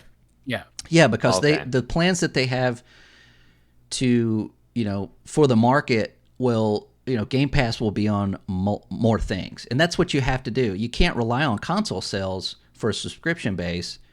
It has to be on TVs. It has to be on your phone. It has to be more accessible to more devices. And that's what that's what their projection is. What worries me, though, is that it seems like they're weighing heavily on Game Pass as a business model moving forward, meaning the console itself doesn't seem to be as important to them as Game Pass itself. And that worries me because this is still kind of a new thing for games. And, I was talking to my wife plays on an Xbox Series X, and, we talked about what if they just shut off Game Pass, or what if Xbox shut down? What if Microsoft just got up one morning and they can do that? Google does it, Apple does it. They go up and just go, "Oh, we're not going to do that anymore." It's like, do we need to get a PlayStation 5? Do we need to migrate to another platform? I'm on PC, so it doesn't really affect me that much. But for her, you start making decisions like, where should I buy that next version of Call of Duty or Assassin's Creed? So I don't know. That's what I kind of took from that. And maybe I'm just being a little doomsday, but I don't think Game Pass is. I don't think they should lay so heavily on Game Pass as the future of Xbox. I feel like the last couple months, if it's taught me anything, it's like. Now, I know I did just give you a quote, but it's like everything you hear is not really worth putting much stock into. I feel like there's so much like context that's removed. There's just people saying two different things that are Yeah, when I brought this story up, I started reading stuff, and I'm like, I can take this one way. I can read everything, and then just kind of report on everything I read. But then I was like, no, I want to take these slides and I want us to just discuss them and kind of look at them each individually and see what we take from them, because I think that's what you need to do, because the conversations out there are getting kind of stupid. They're known. Yeah, I mean, like they've known to do with just about everything.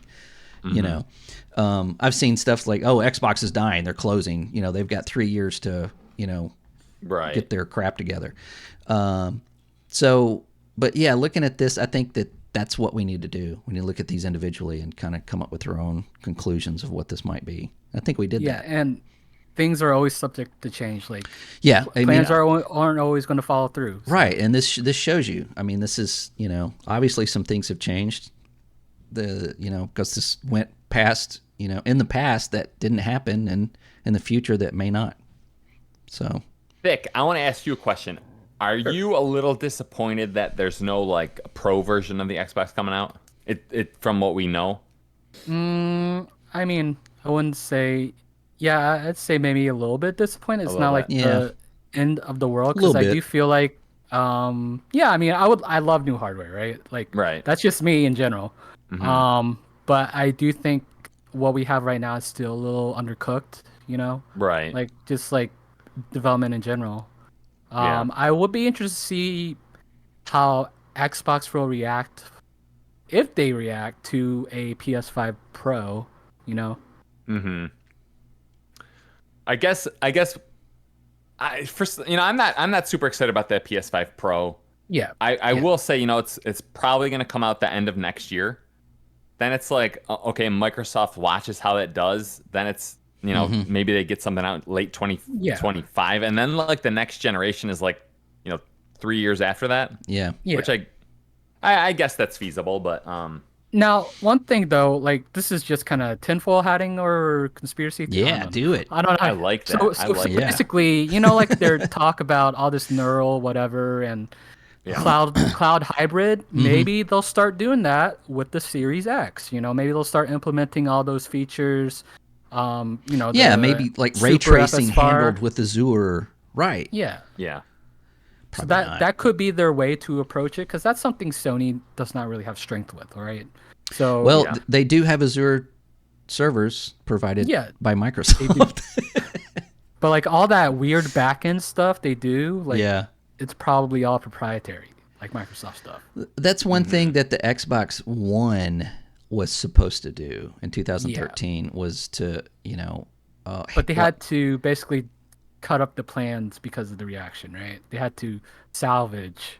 Yeah, it was just poorly designed. I mean, as a hardware standpoint, it just didn't, they anyway. You could be right though. I mean, they could slide it. They don't seem to just like, hey, this is the new thing and it does all this stuff. I mean, look at the 360. When you first got a 360, it played games. That's about it. Yeah. When, at the end of its cycle, God, you could watch movies on it. You could watch, Netflix and Hulu. You could download all your games. You could download your games. Right? You get an external hard drive and plug it in. And, so these that things was the best feature on the 360. Like that the last thing they gave, it's like, that's awesome. Well, yeah, and you got to think about a lot of those things didn't happen till like the last, 2 to 3 years of its cycle, even though it had an abnormally long cycle. So what I look at is like the games that come out the last 2 years before a new one are usually some of the best looking, best performing, best games in that hardware generation, right? Yeah. It's and that's where the gold is right there. I mean, look at the first games that came out on PS3. Look at the ones that came out in 2013. It looks like the different console. Same thing with the 360. So, yeah, there's some life still left in these. I think it's just they just have to be smart with it and not, just forget ray tracing for right now. Let's kill it, everybody. Yeah. All right. I think this is a very deep topic. Maybe we should try to scoot on to the next one. Yeah, it's getting somber in here. It is. Yeah, let's go to our next one. Vic, you're our next one. Yeah, I guess so. Okay, so Wow. I'm covering TGS, but I have to say this TGS wasn't super eventful, but there were a couple key things. They're changing it to Dragon's Dogma show next year. Yes, absolutely. That's one of the major things. Like, so you guys saw the gameplay? Like, Oh yeah. A lot of people are saying it's Dragon's times. Dogma, but better, right? Yeah, like everything that's better. what you want. That's what a sequel should be, right? Don't change the formula; just make it better. What did you see that you really liked in it? Like, what I liked about one thing I did notice was the, of course, it's got a graphical upgrade. It looks good. It still retains that very realistic look, but the animations were so much better, and just the characters themselves look really good. Whereas the first game they were, looked a little behind where they should be. But the interactions with your pawns looks like it's going to be deeper. There was even one where something grabs you and then lets you go, and your pawn catches you. Yeah, that was cool. Like, I got you, buddy. Cool. Yeah. And then it looks like the classes are much deeper. That was one thing in the first one that like your progression and building your character was a little shallow. There wasn't much room there. You had multi-classes, but it really wasn't that deep. But this looks deeper. And the combat looks more fun. It just looks more fun. And I'm glad that if you've never played Dragon's Dogma, the dialogue and the combat and when you're walking around, it's constant. It's not annoying. It's information. Like these pawns will give you information and tell you like, hey, look over there. That should be, whatever.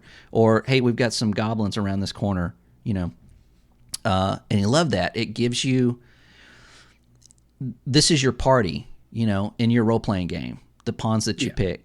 And it feels like that. And this looks like they've accentuated on it. And I'm super excited. It looks really good. And they showed you the dark, right? At night it is dark. You can't see anything. Yeah. Why? Because it's at night. It's dark. You need a torch. And enemies are harder. Right. Certain enemies come out at night. You've got to have some kind of light source or you're screwed. This should be in every RPG. It is in almost none of them. You walk outside at night and it's like, oh, look, it's like noon. Whatever. Yeah, exactly. Quick thing, is this the RE engine? I think it's the RE engine. I believe so, yeah. It's the updated one, right. Yeah, it's doing a lot of work these days, right? Oh, yeah. I mean, it's a good-looking engine. I agree. Yeah. So I'm super excited. I was hoping that we would get a release date. Yeah, we do not. Can we talk about the big disappointment, though? Which one? Which is? This is supposed to be a co-op game. No, it's not. Yes, it is. Who said that? Remember when the first Dragon's Dogma came out? It was like, oh, we got the pawns. Like we tried to get co-op in there, but we couldn't quite get it in. And then everyone's like, oh, wait for that next one. Wait for the next gen version of it. Not to be seen. I think that the pawn system was so beloved and worked so well that they just doubled down on it. And this particular game, I agree with it. I would rather have pawns. I mean, if you can make other games that are that's a diss to humans. That is a diss. Whatever. Humans are overrated. I like robots. So yeah, I think they doubled down on that, and you still get. I'm sure they're still going to have like the pawn that you make goes on a server, and people can choose it to go with them. Right. Like in the first one, I'm sure that's probably the same thing, but. Yeah. I'm not disappointed. There's not co-op in this one. I wouldn't have anybody to play with anyway. Yeah, right? If only had a gaming podcast with other hosts that occasionally play games. Only. Oh, hey, wait, darn did you guys, Nate? Did you play the original Dragon's Dogma? I never did. I had my eye on it though. You should. You can get it on sale pretty often. I think it's $4 now. On Xbox, they boosted it to 60 FPS. I don't know if it is on PS5. I should check. I think I bought it on Xbox. Yeah. I might have it on PC and Switch it plays, as well. Yeah, I've got it on Xbox and PC. It plays much better in 60 FPS, and it looks like this one is in 60 FPS. Yeah. Yeah. But I will say this. I'm never the type of gamer that says, "Do I need to play the first one in order to understand the second one?" I've never said that in my life. I'm always like, "Give me the best, the latest." I don't think you would. The story's really not the strong point in the first one at all. Yeah. I mean, it's really not. It's really just the role playing. Dragon's Dogma 2 looks like a better version of the first game. Yes, it looks very similar. Yeah, wouldn't you say? Yeah, and that's what you want. It's just like we were talking about earlier. It's just you want what worked in that one and just make it better. Don't change it to the point of it just doesn't feel like it feels like a completely different game. Like Helldivers 2. Yeah. Yeah. So let's move on since this is a show, right? It's not just Dragon's Dogma. Dragon's Dogma show. Sorry. Yeah. I would say like there's a lot of TGS is just showing stuff we already know, and then we get good reveals of Dragon's Dogma 2. They did a more full-featured gameplay walkthrough of Final Fantasy 7 Rebirth, and it's more open world. It looks good. I mean, I almost compare it a little bit with how Dragon's Dogma looks, but I mean it's more bright. It's way brighter. Really? Yeah. So is it probably using the same engine? Maybe? No, probably not. Square Enix. It has a realistic look to it. Yeah, I think it's Unreal. But I mean, it looks polished. I mean, it's just, I don't have any personal nostalgia for that series right now. I still want to beat the first one, but I think, people that like the game will like it. Yeah. On podcasts, people seem to be talking highly of that, but that one, I was never interested in that. Yeah. So that's just something to quickly cover over. Now I know, is it RGG, the studio that does the Like a Dragon, or is it RRG? I forget. Okay, that studio had a showcase for Like a Dragon, Infinite Wealth, which is the sequel to Like a Dragon. I guess the original Like a Dragon, right? Yeah. There's so many Like a Dragons that I'm a little lost in head, but this is Infinite Wealth. It basically looks like a souped up version of whatever the original Like a Dragon was. I mean, you guys, I know you guys haven't played it, right? But I mean, tell me if, well, I don't know if this would really change your mind, but like you already know that's over the top. They showed off little jobs. There's a job system in it, and you can get a job as a housekeeper, and you fight as a housekeeper. They have mini games. They have the whole Sega Bass fishing game within the game. And I think also they have this crazy taxi style game in there. And then they even have this whole Pokemon-esque game within it where you're collecting sickos, and you battle the sickos in this battle royale arena. It's like Pokemon. You could level them up. Yeah, it's. Or actually, no, hold on. It's you don't capture the sickos. There's a picture mini game. It's basically collectible. You go around and you take pictures of sickos, but they're just weird people all around. So it's this game features a lot of stuff, and I'm offended. Maybe this it's turn-based, but you can move your character now. So this is, I don't know if this would interest you, Nate, because this makes it almost more strategy-ish. It's not completely strategy-ish, but you move your character. It's not a button masher, yeah. No, but you could move it next to an item in the environment, and you can grab that item and whack the person in the head with it. I'm watching that now. Yeah. So I'm very interested in this one. I'm probably gonna buy it on Xbox Day One because I want to support this franchise on the Xbox ecosystem. So. Okay. Yeah. I feel like what would make me jump in here is if one of these games had, the Uncharted 2, there was just a moment where everyone is just it just has transcended to a different level. This seems like one of those kind of good games, good franchises. Yeah. But when I'm watching this, it's too goofy for me, Too goofy. Okay. I like it's funny, I play Fortnite, but I don't interact with the goofiness of Fortnite at all. This is the goofiness is part of the draw, right? Yeah. It's part of it, but there are serious moments, which is the story. Yeah, I think the story is, maybe watch the Let's Play, maybe I'll send you the Let's Play, and you could just watch the opening a little bit. I think it can draw you in, just play it on the background or something, while you're playing. Right. Yeah. So yeah, then Xbox kind of had a showcase. It seems like this was the biggest thing because this is what a lot of people were talking about. But basically, in the Xbox showcase, they showed off a new Suda51 game. Suda51 does the No More Heroes game. It's called Hotel Barcelona. It's called a time looping horror action game. So it's weird. I'm not really sure what to think of it right now. But if you guys care to check out the Suda51 game, it's more from them. What's considered his best game? What's Suda51's best game? I'd probably say No More Heroes. No More Heroes? I think there's a real following to that. You remember the GameCube had was it a Capcom 7? There was 7 games from Capcom. 5. I had this as Capcom 5? It was a trivia question to me a while ago. Can you name all 5? Can you name all 5? I cannot. At the time, I feel like they were legendary though. I was me and my friends would talk Capcom 5 apparently. Yeah. They count. So I got 4. It was a trivia question, right? I got 4 of them, which is you did 4. I forget. That little platformer with the red guy with the cape. I Beautiful don't know Joe. if Beautiful Joe was part of it. Yeah.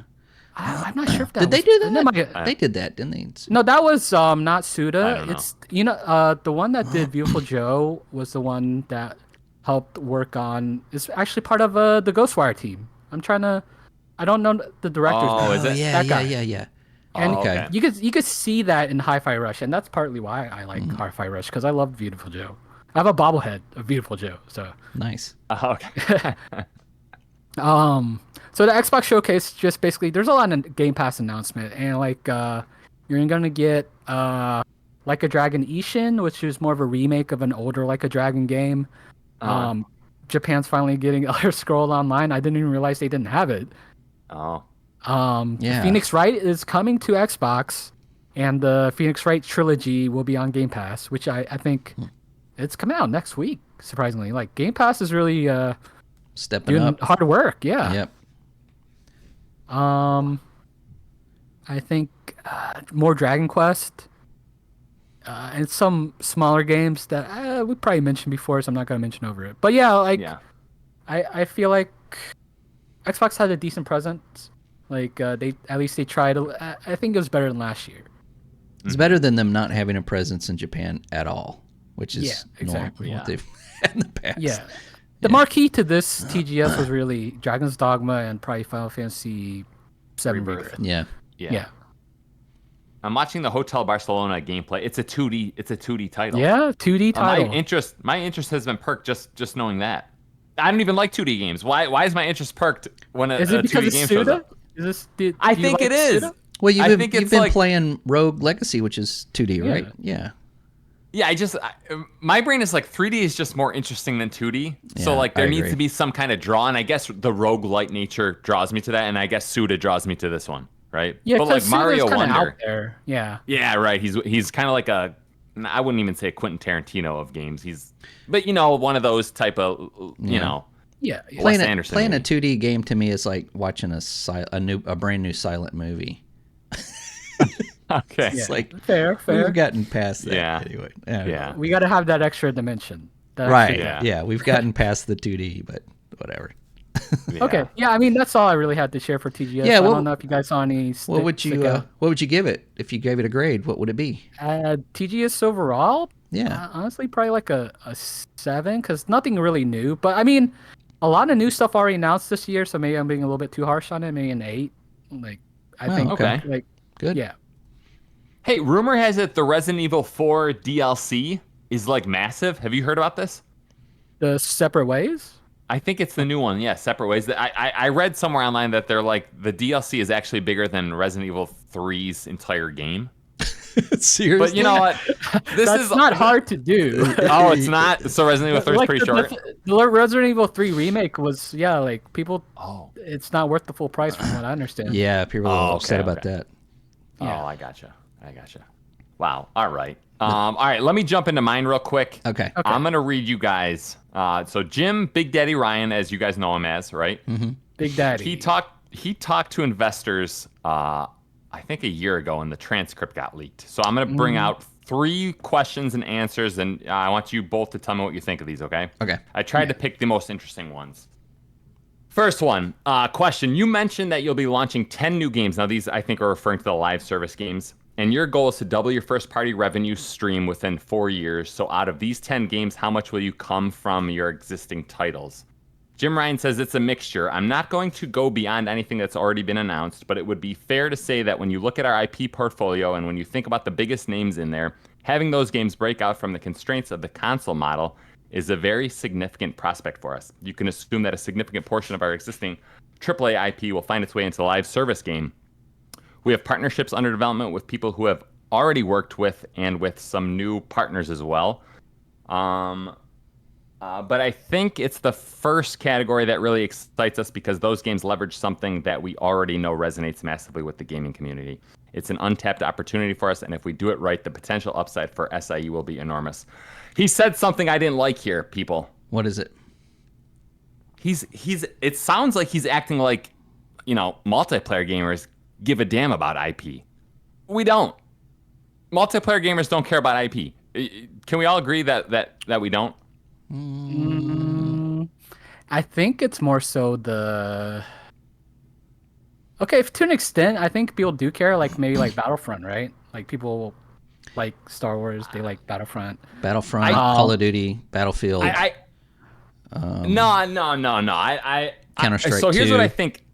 Here's what I think it does. So I would argue that people are playing those games because they like the gameplay loop. They like what the games bring. Not be like I feel like what's the biggest IP like Marvel, right? How many Marvel multiplayer games have we seen that just flopped, or DC games that flopped?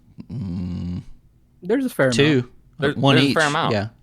Yeah. So I guess I'm like, I guess big IP will draw eyeballs, but after 5 hours, you don't care about the IP anymore. You care about the gameplay. I see what you're saying. So like them making The Last of Us multiplayer game as opposed to just a new multiplayer game. Right.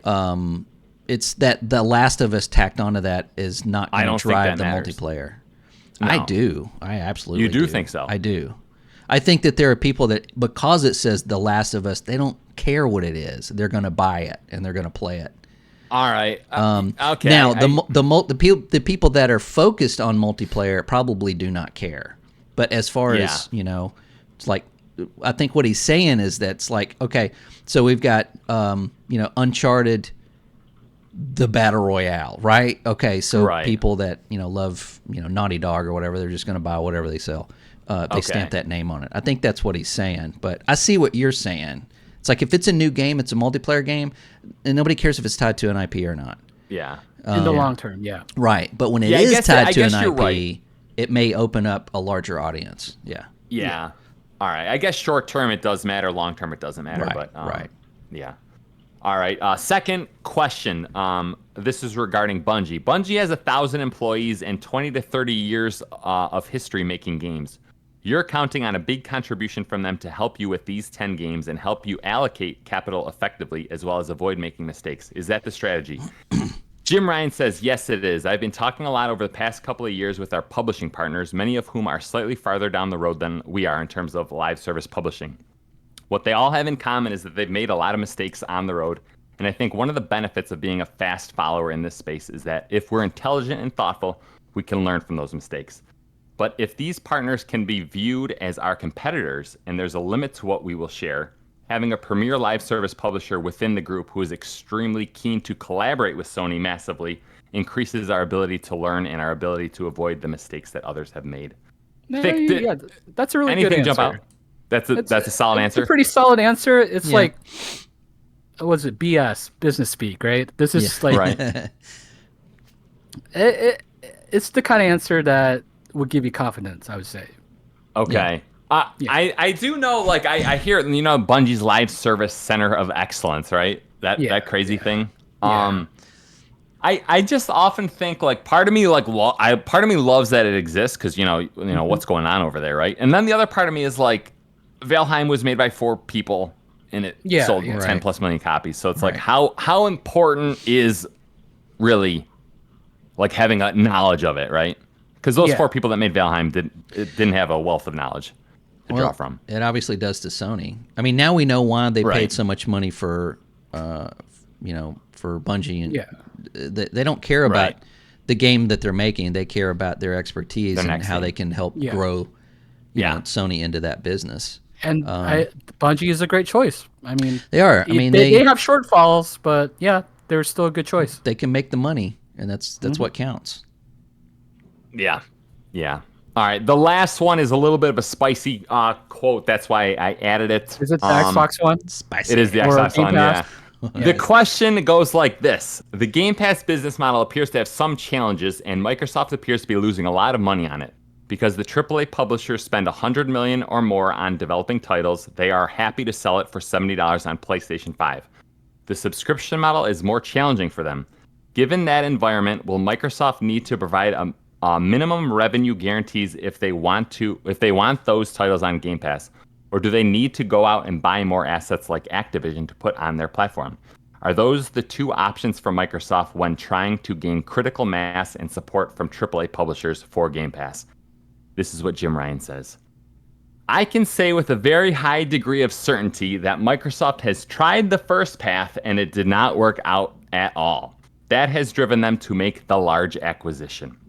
I've talked to all the publishers, and they unanimously do not like Game Pass because it is value destructive, not only on an individual title basis, but also on an industry level. The recent number of subscribers that Microsoft announced on January was 25 million. I am sure everyone has their own views on this, but I personally was expecting a larger number given all the money they have spent. We have close to 50 million PS Plus subscribers. We believe we have a meaningful subscription service. Now Jim Ryan is talking to an investor. He's not talking to a fanboy on Twitter, right? Right. Yeah. Well, I kind of the same go ahead. thing, isn't it? I mean, yeah, I guess. No. Can you go on with that, Scott? well, yeah. I mean, he's talking to you want PlayStation Plus to look better than Game Pass. Right. You don't want that to investor to even start thinking about, well, Xbox has got Game Pass. Maybe we should invest in that because it seems to be very profitable. You want to downplay Game Pass because you don't have Game Pass. Right? You want to, I mean, that's just business. You don't want to go, hey, look at these guys over here. We can't compete with that. Right. Yeah. I think the focus is on day one, right? Like that's what it seems to be. Yeah. So. Yeah. Which we kind of see it. A lot of big third party publishers, they're not putting. They're not putting their stuff on Game Pass, and so for them to say that they don't like it, then that it's harmful to creativity. I mean, that's just given a reason to not put it on Game Pass. But it's like Ubisoft is so silly, and so is EA. It's like, oh, we're not putting this on Game Pass. They're saying it's because of A, B, and C, right? No, it's not. It's because they have their own service that they put their AAA first-party games on that for their subscribers. Ubisoft's got one. EA's got one. Blizzard's got... Well, does Blizzard... No, Blizzard doesn't have one. I'm surprised that Activision doesn't have one. Well, I mean, I guess it does now. It's called Game Pass. But you know what I'm saying? I mean, of course, Ubisoft is going to say, no, we're not the biggest fan of Game Pass, even though we put some games on there. Our first party AAA day one games are going on our Ubisoft Connect, right? Yeah. PlayStation's the same way, although they just don't put their first party games or their first. I'm sorry, I keep saying first party. What I mean is day one games on their subscription service, and they should, but they don't. Everybody else does. You know? So that's. To say that it's degrading gaming in general, you'd have to say that about EA. You'd have to say that about Ubisoft. You'd have to say that about anybody that has their own subscription service. And before long, they all will. Bethesda used to have their own subscription service when they were bought by Xbox. You had to log into Bethesda and go to their games and buy it off their store, and they had their own everything. That went away. So that's what he's just downplaying it, to make their subscription look better. Because he's got to come up with an excuse that investors probably like, why aren't you putting your first-party games on your service day one? Why are you not providing that just like everybody else is? And why aren't they? So this conversation about value destructiveness has been a conversation with other forms of media as well, right? Like movies and DVD. music. Yeah. Right. And we haven't seen that really come to fruition, right? For now, maybe some of the that might be strikes have subjective, something to do with it.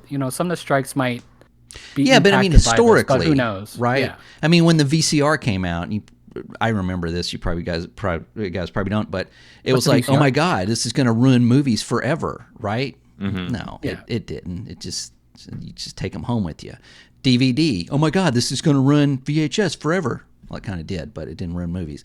But you see what I'm saying? I mean, that doesn't. And anybody that has a game on Game Pass like day one, there's only been very few that have said that really wasn't the best deal for us.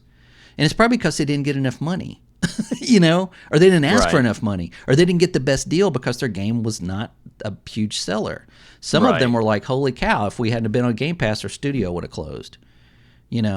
So it's per game. It's not gaming in general, just like everything else. So I will say I do have some concerns sometimes, especially with So Xbox right now, a lot of Japanese games are releasing on Game Pass specifically. So I think it's kind of building this behavior that when they release a game that's not on Game Pass, let's say Sandland or something like that, Yeah. people will say, "Oh, I'll just wait for Game Pass." So I could see where they can lose a sale out on that. So that's why, for me, at least me, I try to buy games that I want that are Japanese on Xbox. But that's only me. I don't think that's going to apply to a lot of people. Well, Right. maybe. I mean, I played the new Immortals of Avium or whatever. Mm-hmm. It's a $70 game. No, I went to my EA app and paid $14 for a month and played it. Checked it out. Also played the new patch for Jedi Survivor. And I played probably, about 5 hours of it and decided it was not for me and saved myself, $70. No, there is vital information Scott is leaving out here. What's that? The Mortals of Avian developer cut half its employees, because it went on that model. Because it went very destructive. Because it went on very the destructive. had nothing to do with the game being kind of incredibly boring and releasing in a busy schedule. Yeah, right? at the worst time possible, and being terrible. A terrible performer on PC. Yeah, like in between else. Battlefield 1 and Call of Duty. God. Yeah. That's EA, man. It's anyway, but you know what I'm saying. I mean, it's I don't think that. I think that just business speak. Yeah. Okay. Very good, guys. That was my news story for this week. Cool. That was a good one. That's good. Good takes. I didn't hear those. We have 2 rumors this week. We got to talk about 2. Okay. 2. Rumor number 1. There was some 4chan Dragon's Dogma 2 leaks from a while ago that are turning out to be valid. Would you like to hear? Apparently, Capcom announced things that, So here's what else the 4chan leak had. The game is not fully open world. It has very wide sections. I was a little disappointed in hearing that. Was the first one open world? Pretty really, much. right? Yeah. Oh, I mean, wow. it was. Yeah. Okay. I mean, the whole map was you just walk it if you wanted to. Okay. State of the world changes with your quest choices. Do you guys remember that in the first Dragon's Dogma? State of the world changing? I like that. Not really. Not really? But, no, I don't remember it really changing. Really? Yeah. Well, hey, I could good be news wrong. for It has those been a while since I played it, but yeah. But that's interesting. Yeah. Cyberpunk 2077 release fiasco made Capcom take their time with Dragon's Dogma 2. That could be good job. To hear, right? Yeah. Co-op was cut due to technical limitations, and apparently there's 90 people from Capcom working on the game with 50 people from third-party studios. So if that's true, it does seem like slightly a smaller game than Elden Ring. Yeah. Yeah. And that's fine. Maybe that's fine, why it's not fully open world. Right. I'm okay with that. That's I mean, cool. it looked open world from what we saw. Yeah. I mean, not every game has to be open world. No. And the second rumor of the week was, according to The Verge, Activision executives met with Nintendo in December to talk plans for Switch 2. Apparently, it's very close to the PS4 and Xbox One in terms of performance. Where do you slot the Steam Deck in terms of performance compared to those consoles? Is it under? The original Xbox One, I would say. All right, so this Switch 2 is coming out 2.5 years after the Steam Deck? I think it'll be slightly... So I know this will be NVIDIA Silicon, and I know the first Tegra 1 chip was just kind of like extra chips NVIDIA had. It was like... Because it was already several years old at that point when the Switch released, right? Yeah. But it's like now, surplus mobile chips. Yeah. Yeah. But now that the success of the Switch, I'm sure NVIDIA is going to put a little bit more premium chip in there. Okay. And all right. If you think about it, if it's not tied to a TV and it's just on a small screen, that's okay because even like 720 on a small screen could look like 4K, in the right. Yeah, and remember DLSS. Yeah. What is that? Yeah. What is that? It's scaling. Like it's kind of it allows the game to scale a low resolution, but to make it look like it's Crisp. a higher resolution. Yeah, because it's really? using like algorithm or machine learning to make it look better. It's dynamic learning super sampling. Yeah. Oh, okay. All right. I like that. Very nice. Very nice. Yes. Guys, we got to get to our big talk. Yeah. Make we're it count. Yeah. at 2 Guys, hours. I was watching an episode of Constellation, which is one of Colin Moriarty's podcasts. Have you guys ever watched this? It's where he grabs like, his Last Stand Media Empire. He grabs like a few different people from everywhere, and then they just have kind of a more generic podcast. Yeah. One of their topics, it was essentially a big talk, which I think we can sue them for, was like everyone bring their topic of discussion, and we'll talk about it for a time. One of theirs was, what is a popular zeitgeisty thing that totally eluded you? You just didn't get it. Pretty self-explanatory, right? I thought we would steal that topic and see what we can come up with in terms of games. Now, I know Thick knows everything. Thick everything. He has no questions. He's like... I know both sides. The all-seeing eye. Yeah, you can't see Thick's bottom half right now, but he's literally in Indian position, and he's like floating in the air. Yeah. Like, he's like reached a level that we aspire to one day. I want to throw it to Scott first. Scott, can you kick us off with this? Well, when you explain it like that, it's a little more in depth than what you. All right, just answer the question you previously answered. But this is something that, especially lately, in this kind of climate of gaming, but it's really just the simple taking the control away from the player. Oh God. Yeah. You know what I mean? And we kind of talked about this with the Spider-Man 2 trailer, where that first gameplay trailer that they showed, it's like, how much of that are you doing, and how much of that is a cutscene, or how much of that is taken away from you? This, I think, at this juncture, that shouldn't be a thing anymore. I mean, I know your game wants to be cinematic, and I know, but right. Some of the best games ever made, like say Half-Life. Half-Life didn't have any cutscenes. Everything was in front of you. Everything happened in front of you. The storytelling, everything, and it was so much more immersive. And if anything happened that was crazy, you did it. It wasn't because it was taken away from you. So that's one thing that I thought at this point in 2023 we would be away from. But everybody seems to just like love it, like, did you see that? Did you see that? You can't say, well, I did that. So that's mine. I don't know if that maybe falls, fully in that category, but. Thick, let me jump in here before you say anything. So I'm playing Cyberpunk 2077, right? Did you guys remember the scene where you have to go into that high-end hotel? You have that little flathead walking dog. Yes. And then you have to hack into the cameras. Now, I loved the vibe. I loved, like, it just felt kind of cool. And essentially what I'm doing is, like, the game developers are like, put your cursor where we want you to put your cursor. Press X now. It's like, just like, I'm like, I have no choice. There's no choice here, right? It's the game is constantly telling you what to do, when to do it. Right. And I say to myself, it is a cool scene. It'd be way better as a movie, right? Yeah. Yeah. Well, that whole segment there just didn't have to happen. That was, I don't know why that was even. That could have just been a thing where you just hit a button and you watch a little. And you scene watch the right. But that's not action. You're not. No, I know. Part of the game. I see what you're saying there. That's kind of like the anti-cut scene. That's like the opposite of, just, it could have just been watch the thing do its deal and then you're ready to go. Yeah.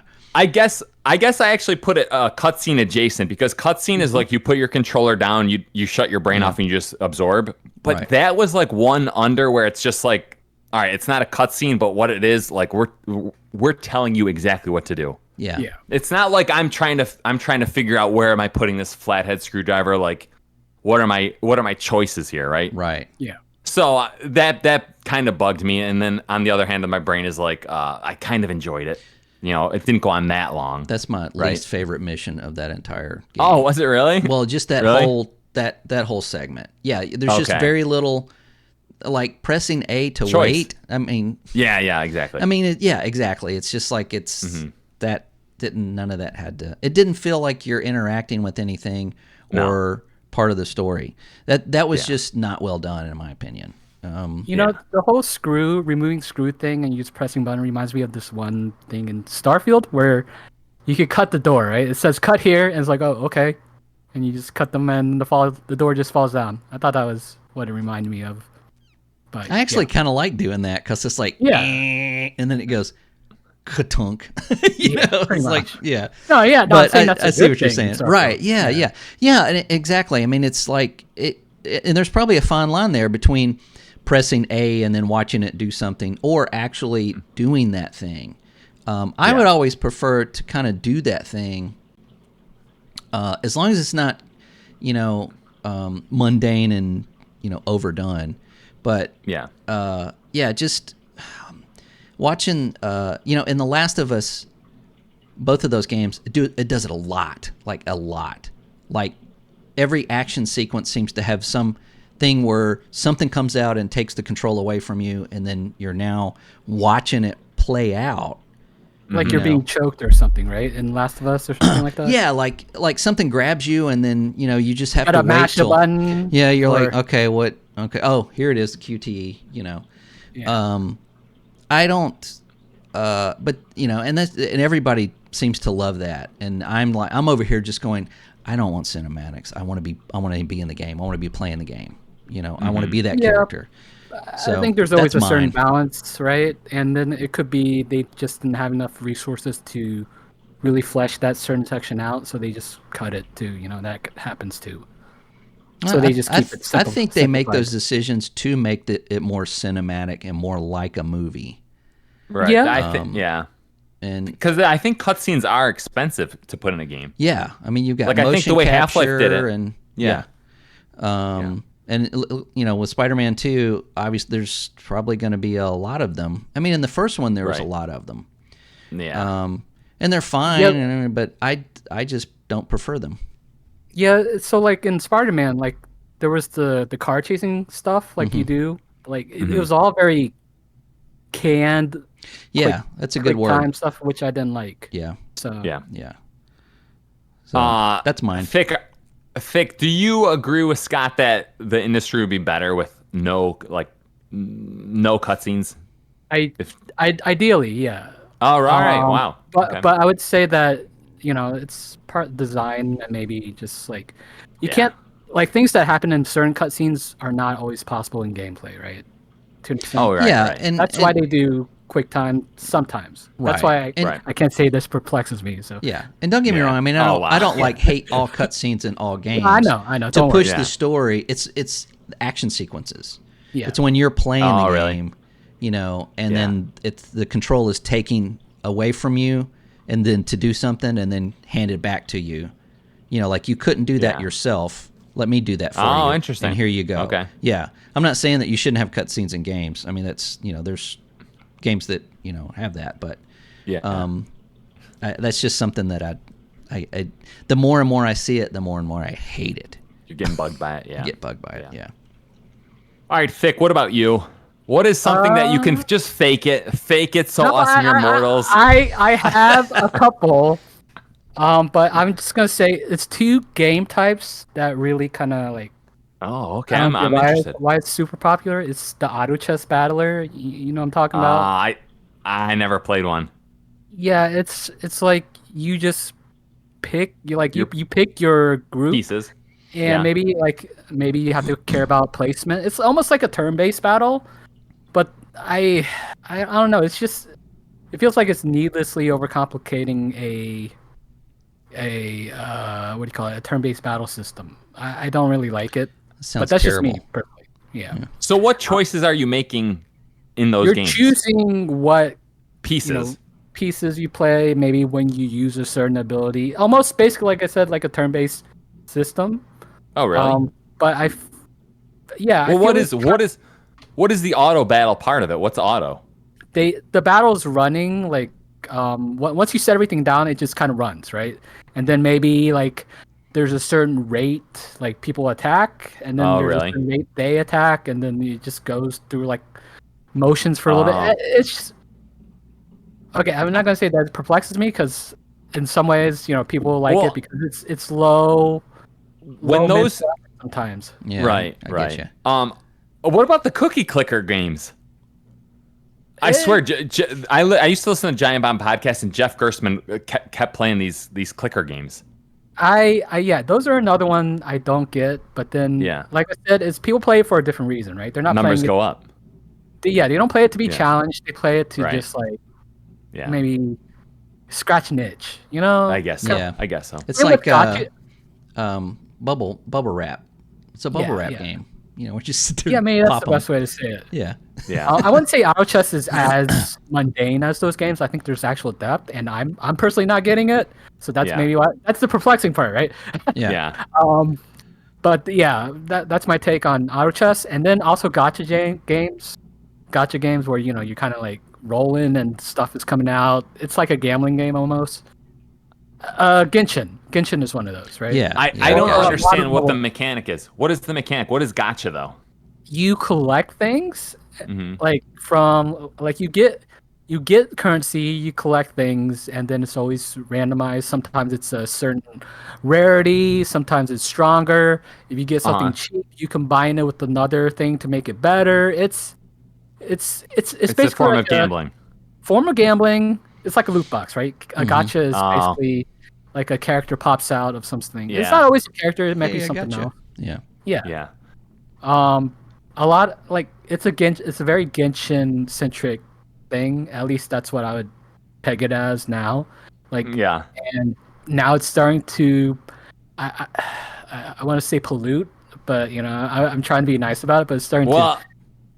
I've been watching Genshin Impact's success, and I'm definitely like, what are those like? There's like a type of fish that's in the rivers in America, and they it keeps going north, and it's like, oh, please stop, please. Yeah. Scott, you know what I'm talking about here? Species kind of thing, or invasive species. Yeah. So I view Genshin Impact as like, okay, if we could just keep it there, let's just keep don't it let there. it pollute the rest of the industry. Right. Yeah, keep it in mobile, I guess. But Genshin's really popular, so. Right. I guess their new game is real popular too. Yeah, and also has that mechanic, Honkai Star Rail. Yeah. Turn-based. I don't know. I might try that one, but because that's like an RPG. That's more of an RPG, but it's very anime-esque. Like I'm kind of over a lot of that. I could take. What the heck? You're our anime. You're our anime I guy. am, but like a lot of it's very super generic right now. It's so common that it just gets kind of tiring. It's like being tired of arena shooters. So it's like that same sort of fatigue. Yeah, fatigue. Okay. Yeah. Okay. I gotcha. All right, so those are your two right there? That's it, yeah. All right, I guess I had two as well, and Scott kind of stepped on this for me. One was story games. Now, Scott is he's half pro story game. I guess he's anti-cutscene, right? Anti-action cutscene. Well, yeah, the taking away the action. I guess is what you could say, yeah. Yeah. I guess, when I'm playing Cyberpunk, I am engaged with the story.